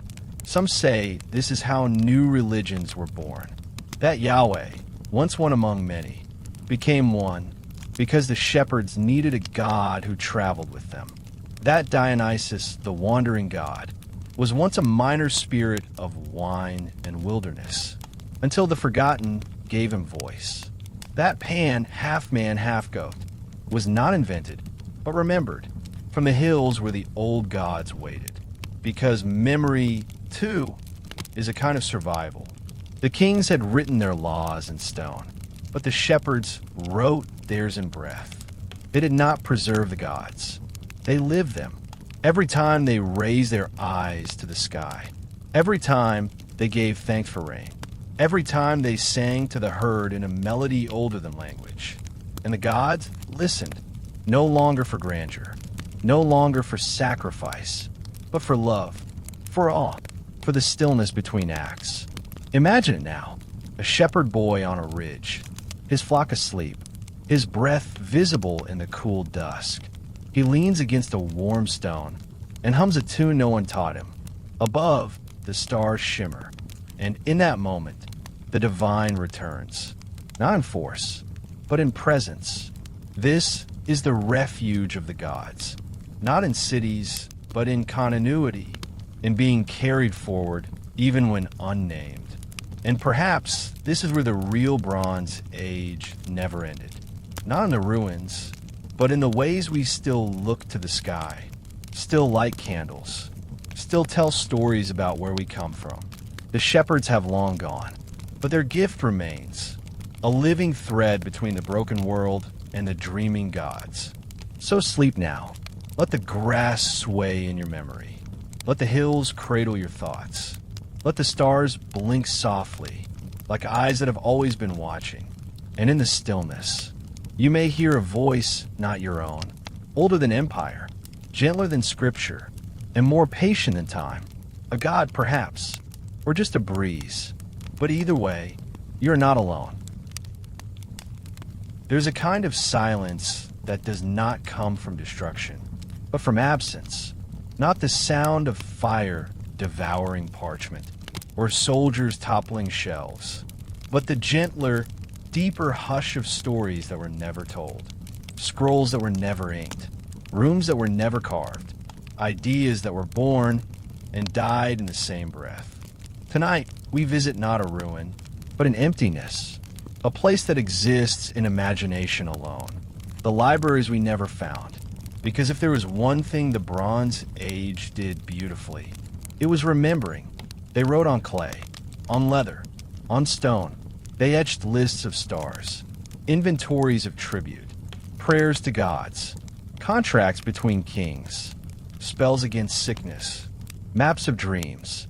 In Ugarit, we found shelves of tablets still drying in their ovens, caught mid-firing when the city fell. In Hattusa, archives sealed beneath fallen ceilings, written in Hittite, Luwian, Akkadian, languages once forgotten, now gently recovered. In Mari, in Ebla, in the palaces of Nippur, rooms filled with fragments, broken but legible. And yet, there are more libraries we did not find, more than we ever will.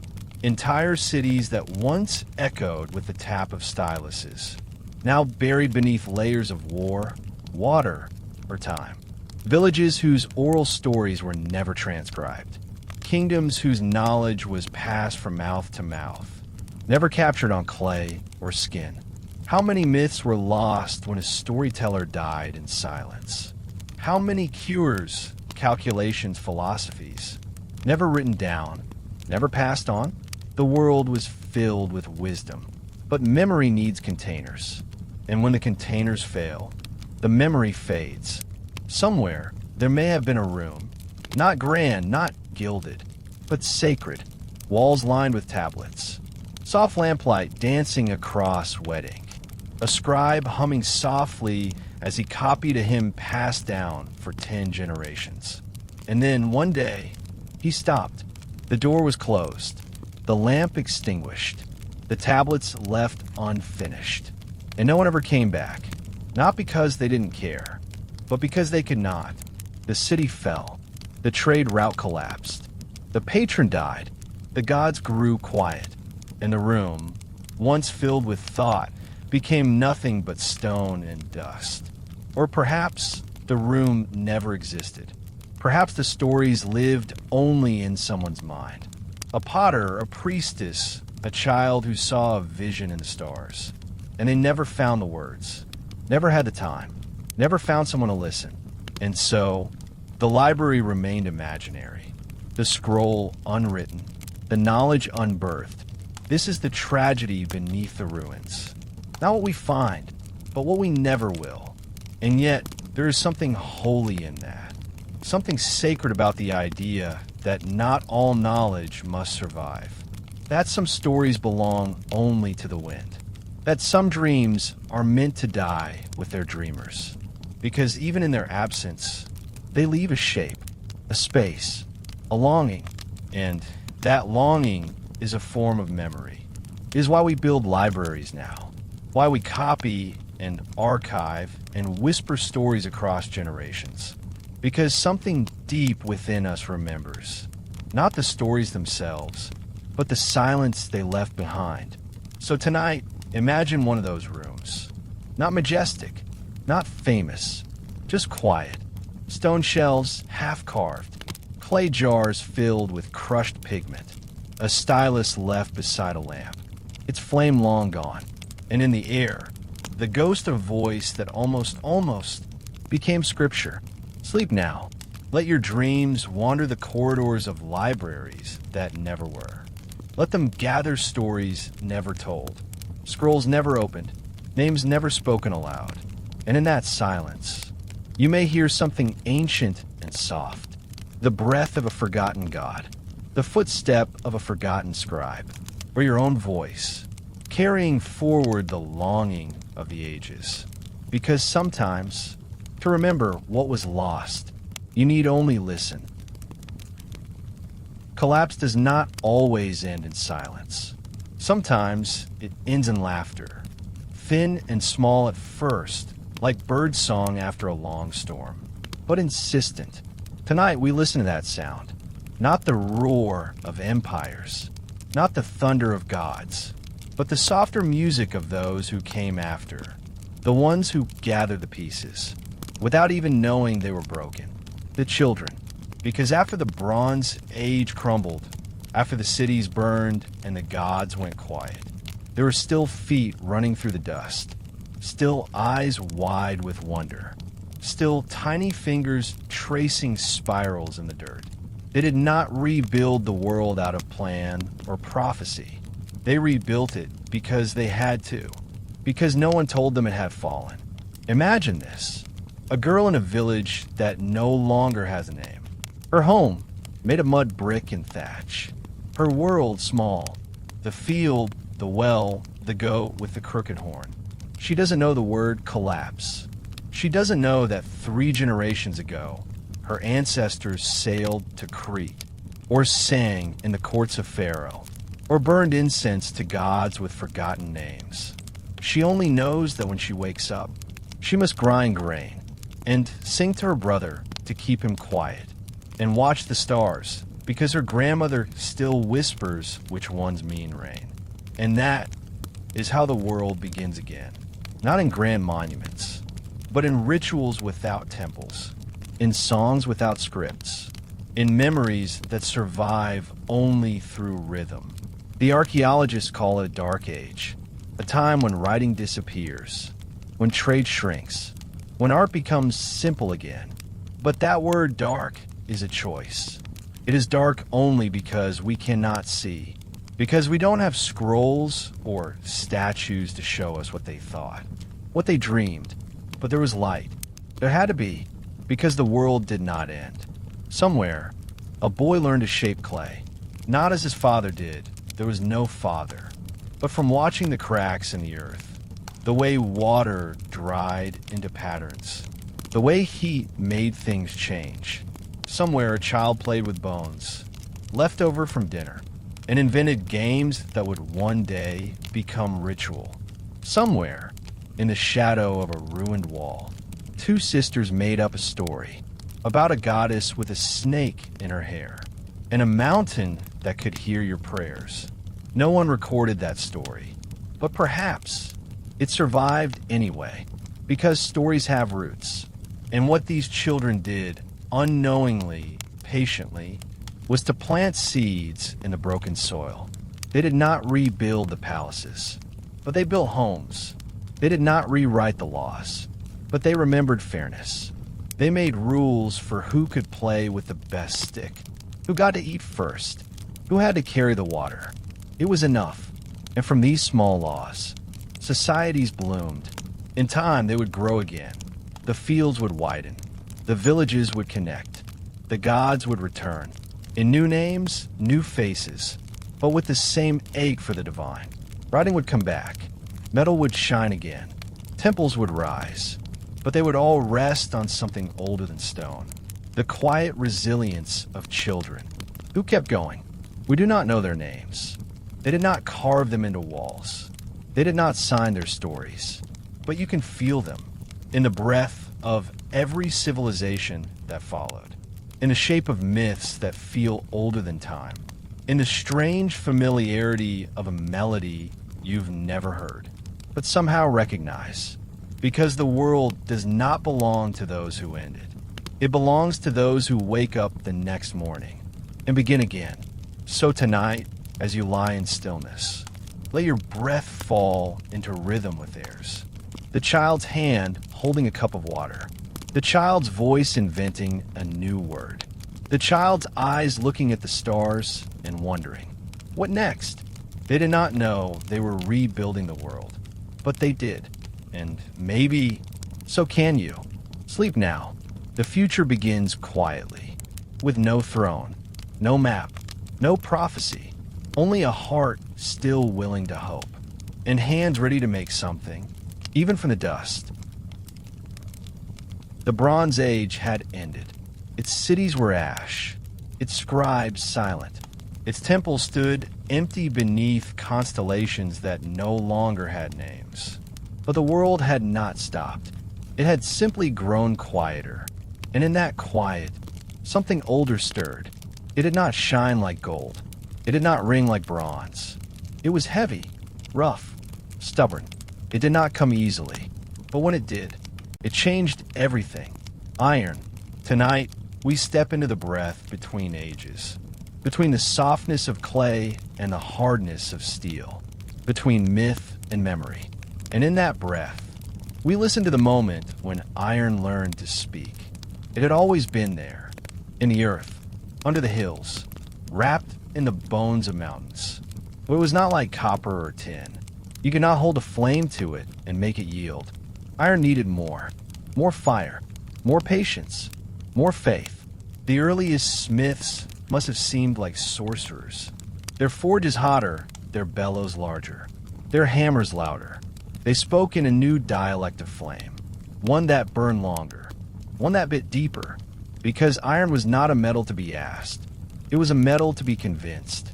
Bronze had been beautiful, its gleam soft, its edge sharp but forgiving. It had crowned kings, sculpted gods, and balanced in the hand like memory. But iron was different. It was darker, sterner. It did not decorate. It endured. And in a world trying to stand again, where villages rose from the bones of palaces, and memory was as fragile as ash, endurance mattered more than elegance. At first, iron was rare, a curiosity, used for pins, tools, a blade here, a nail there. But slowly, silently, it began to take root. In Anatolia, in the highlands once ruled by the Hittites, the forges burned again, in small villages across the Levant. New techniques spread from hand to hand, not through treaties, but through need, because iron didn't require tin, didn't depend on long trade routes or distant mines. It could be found nearby. It was the metal of isolation, of resilience, where bronze had connected the world. Iron allowed it to rebuild in fragments. And the smiths? They changed too.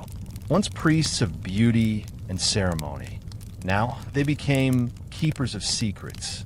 Their furnaces were smaller, their tools simpler, but their work more lasting. And in that transformation, the very shape of civilization began to shift. Weapons grew heavier, tools stronger, walls thicker. The gods changed too.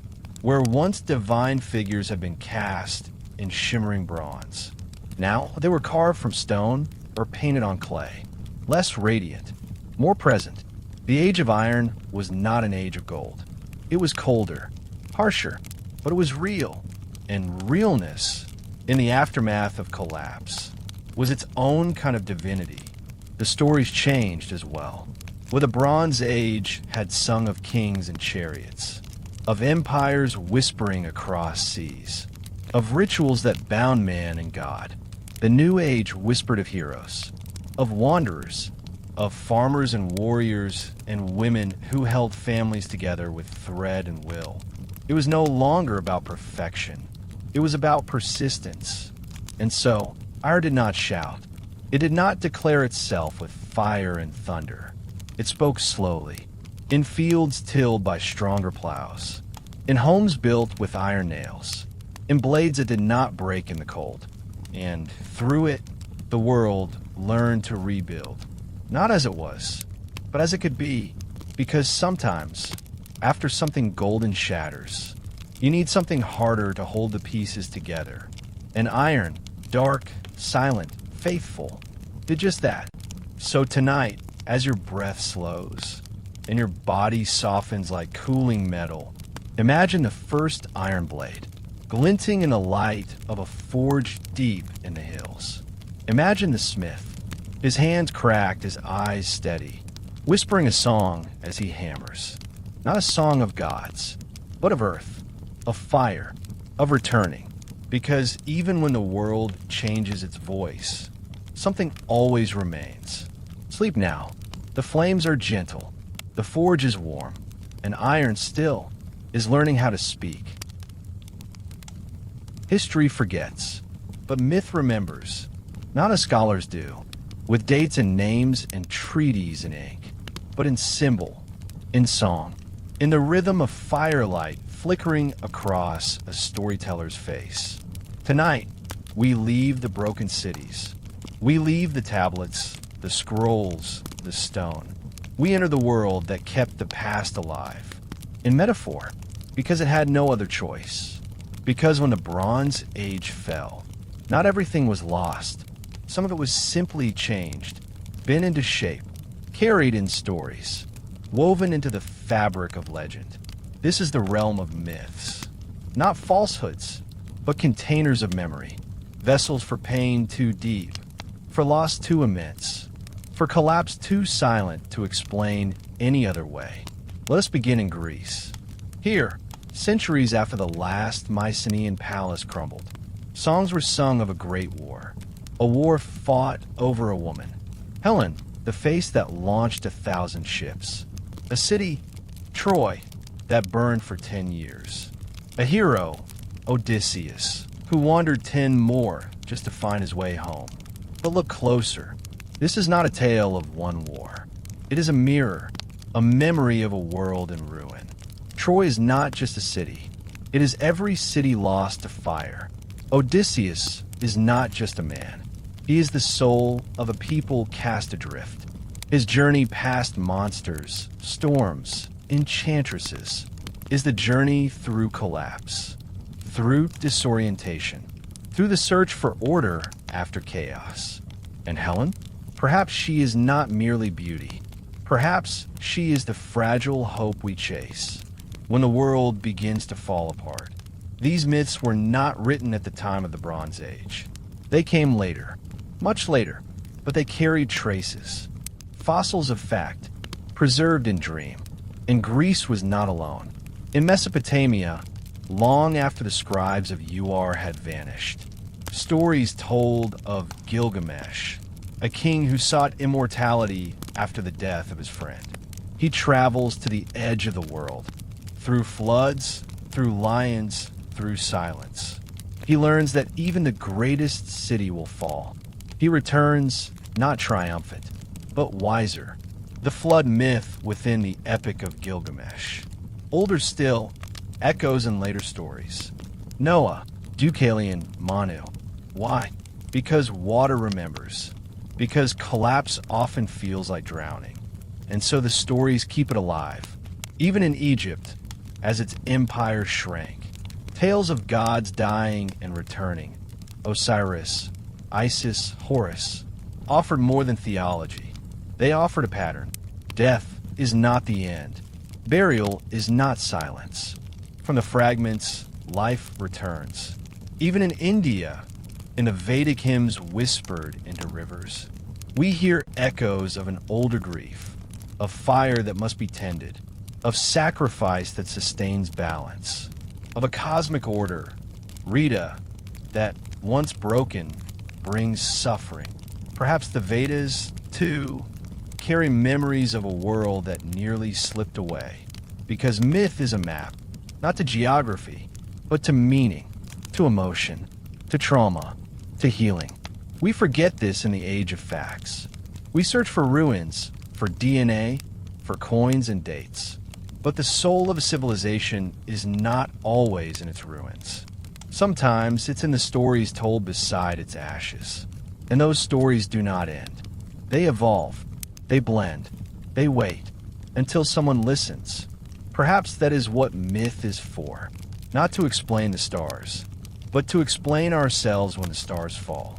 To help us remember, even when all else is lost. So tonight, lie still. Let the myths gather around you. Not as bedtime tales, but as ancient, breathing companions. Let Achilles remind you that strength is not invincibility. Let Inanna show you how to descend and rise again. Let Moses walk you through a wilderness with no map. And in their voices, hear the ones we no longer know how to name. The women who sang through drought. The men who carried children through ruins. The elders who turned hunger into parable. The children who listened. Sleep now. The myths remember. And in doing so, they keep the world turning, even after it ends. Not all gods were born in the sky. Some rose from the earth, not in thunder, but in memory. They were not made by lightning. They were made by love. Tonight, we lie beside those gods, the ones who were not gods at all, but who, through grief, through longing, through centuries of whispered names, became something more. Because when the world collapses, we don't just lose cities. We lose fathers, mothers, lovers, children. We lose the people who made the world feel like a world. And in that loss, we reach for meaning, for presence, for the impossible. And sometimes we find it, not in thunderbolts or burning bushes, but in the way we refuse to forget. That is where these gods were born. In the fields, in the kitchens, in the graves behind village walls. Not a power, but a persistence. Let us begin in the hills of Canaan, before the great temples of Israel, before monotheism gathered the wind into a single voice. There were small household shrines, figurines of women with wide hips, peaceful eyes, hands placed on the belly. We don't know their names. Some call them Ashura.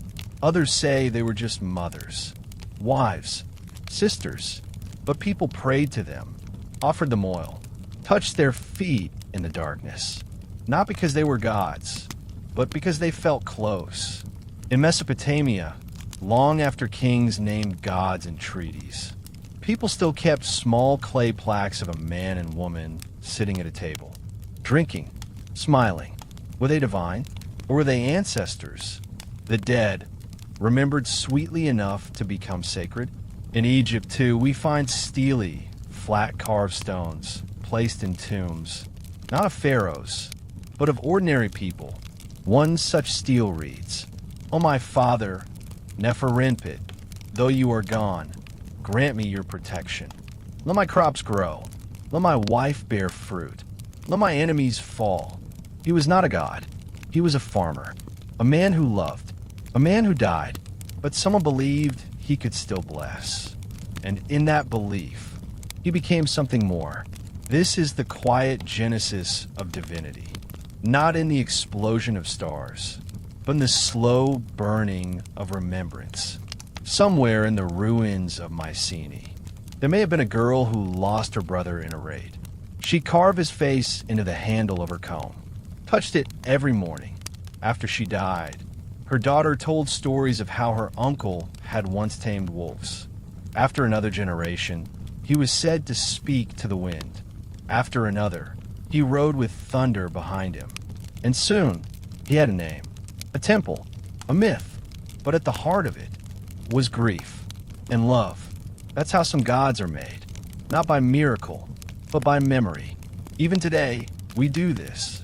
A grandmother dies, and for years we swear we can still smell her bread, still feel her hand on our shoulder. A child is lost, and we see their smile in sunlight through leaves. We build altars without knowing, light candles without meaning too, sing lullabies that hold more prayer than we realize. It is human to deify what we cannot bear to lose. And the Bronze Age lost everything, so it deified. It took kings and made them constellations, took heroes and gave them thunder, took mothers and turned them into goddesses who guarded birth and harvest. They were not gods in the beginning, but they were loved long enough to be lifted from the soil into the sky. And maybe that is the only difference between a god and a ghost. How deeply we remember. Tonight, as you rest in the soft cradle of silence, think not of Olympus or heaven or the storm-split skies. Think of a stone placed on a grave, a name spoken softly, a meal cooked the same way, every year on the same day. Think of someone long gone, and feel how close they become. That too is divinity, not distant, not perfect, but real. So sleep now. The gods who are not gods watch over you, not because they must, but because you remembered, and that is enough. Not all ruins are empty. Some breathe, not with lungs, but with the soft weight of memory. The stones you walk across in ancient places, they know, they hold, they hum, not with fear, not with violence, but with something deeper, something quiet.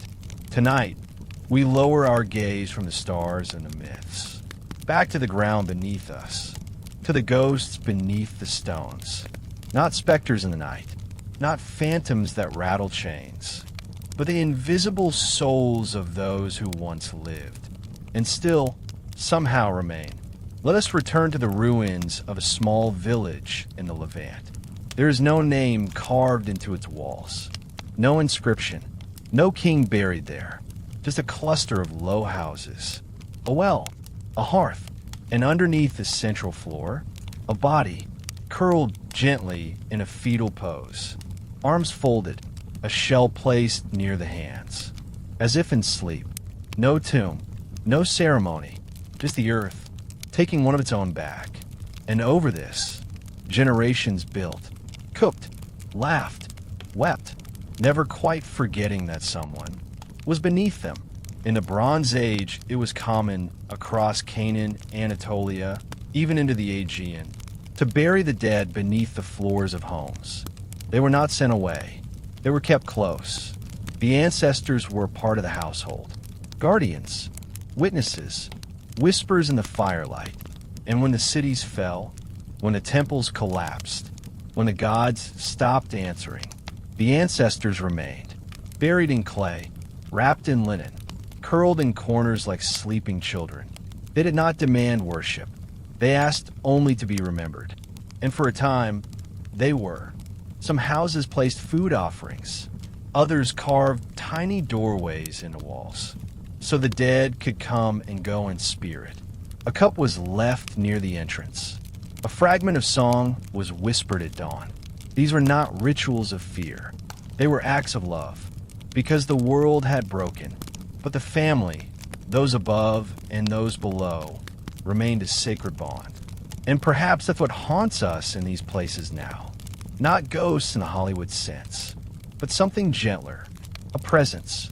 You feel it when you stand in ruins, and the wind hushes just slightly. You feel it when you touch a wall worn smooth by hands you'll never know. When you find a child's toy beneath the soil. When you kneel before a broken stair and feel tears well. They don't know why. These are the ghosts. They do not shout. They do not threaten. They wait. Wait for someone to feel them again. To recognize that history is not just above ground. In museums, in textbooks, in monuments. It is beneath us. Always. In the dust we track. In the stones we step over. In the silence between words. And when we remember, they stir, not to rise, but to rest more deeply, because that is what ghosts need most. Not exorcism, not fear, but peace, to be known, to be named, to be loved even now. So tonight, as your eyes close, imagine a simple room, long ago. The fire has burned low, children sleep, and beneath the floor, an ancestor listens, not for prayers, but for presence. And now, you are here. You have remembered. Sleep now. The ghosts beneath the stones sleep with you, not watching, but keeping. And in that hush between past and present, Nothing is truly gone. Before a new world begins, there is always a pause, a space between the inhale and the exhale, between dusk and dawn, between what was and what might be. It is not darkness. It is not the end. It is the silence before the light. And this is where the Bronze Age left us. Not with a bang, not with fire forever, but with a stillness, a long, patient stillness, like the hush that comes after weeping, like the moment a field lies fallow, before the first green dares to rise. We have walked a long path together, through the palaces of Mycenae, through the burned streets of Ugarit, past the gates of Hattusa, and into the dreams of forgotten kings. We have listened to blacksmiths fall silent, to gods who wandered into hills, to myths that remembered what history lost. We have stood at the edge of maps, watched trade routes vanish into dust, felt the tremble of earthquakes and the blink of eclipses, heard children laugh amid ruins, seen iron learn how to burn, and now we have arrived at the threshold. Here, at the edge of that great forgetting, the world did not end. It held its breath. Civilizations are loud when they live, but when they die, they become quiet. And in that quiet, the seeds of something else are sown. It took centuries, centuries of rebuilding, of retelling, of reshaping the shards into new patterns. From the ashes of the Bronze Age rose the first city-states of classical Greece, the foundations of Rome, the red temples of the Etruscans, the scrolls of Judah, the prayers of Vedic India. But none of these emerged fully formed. They rose from silence, the same silence we've walked through tonight, a fertile stillness, a sacred pause, the world listening to itself before speaking again. This is a space we rarely value now. We rush to fill it, to name it, to move past it. But the ancients, they knew better. They knew that after fire, there must be ash. That after ash, there must be wind.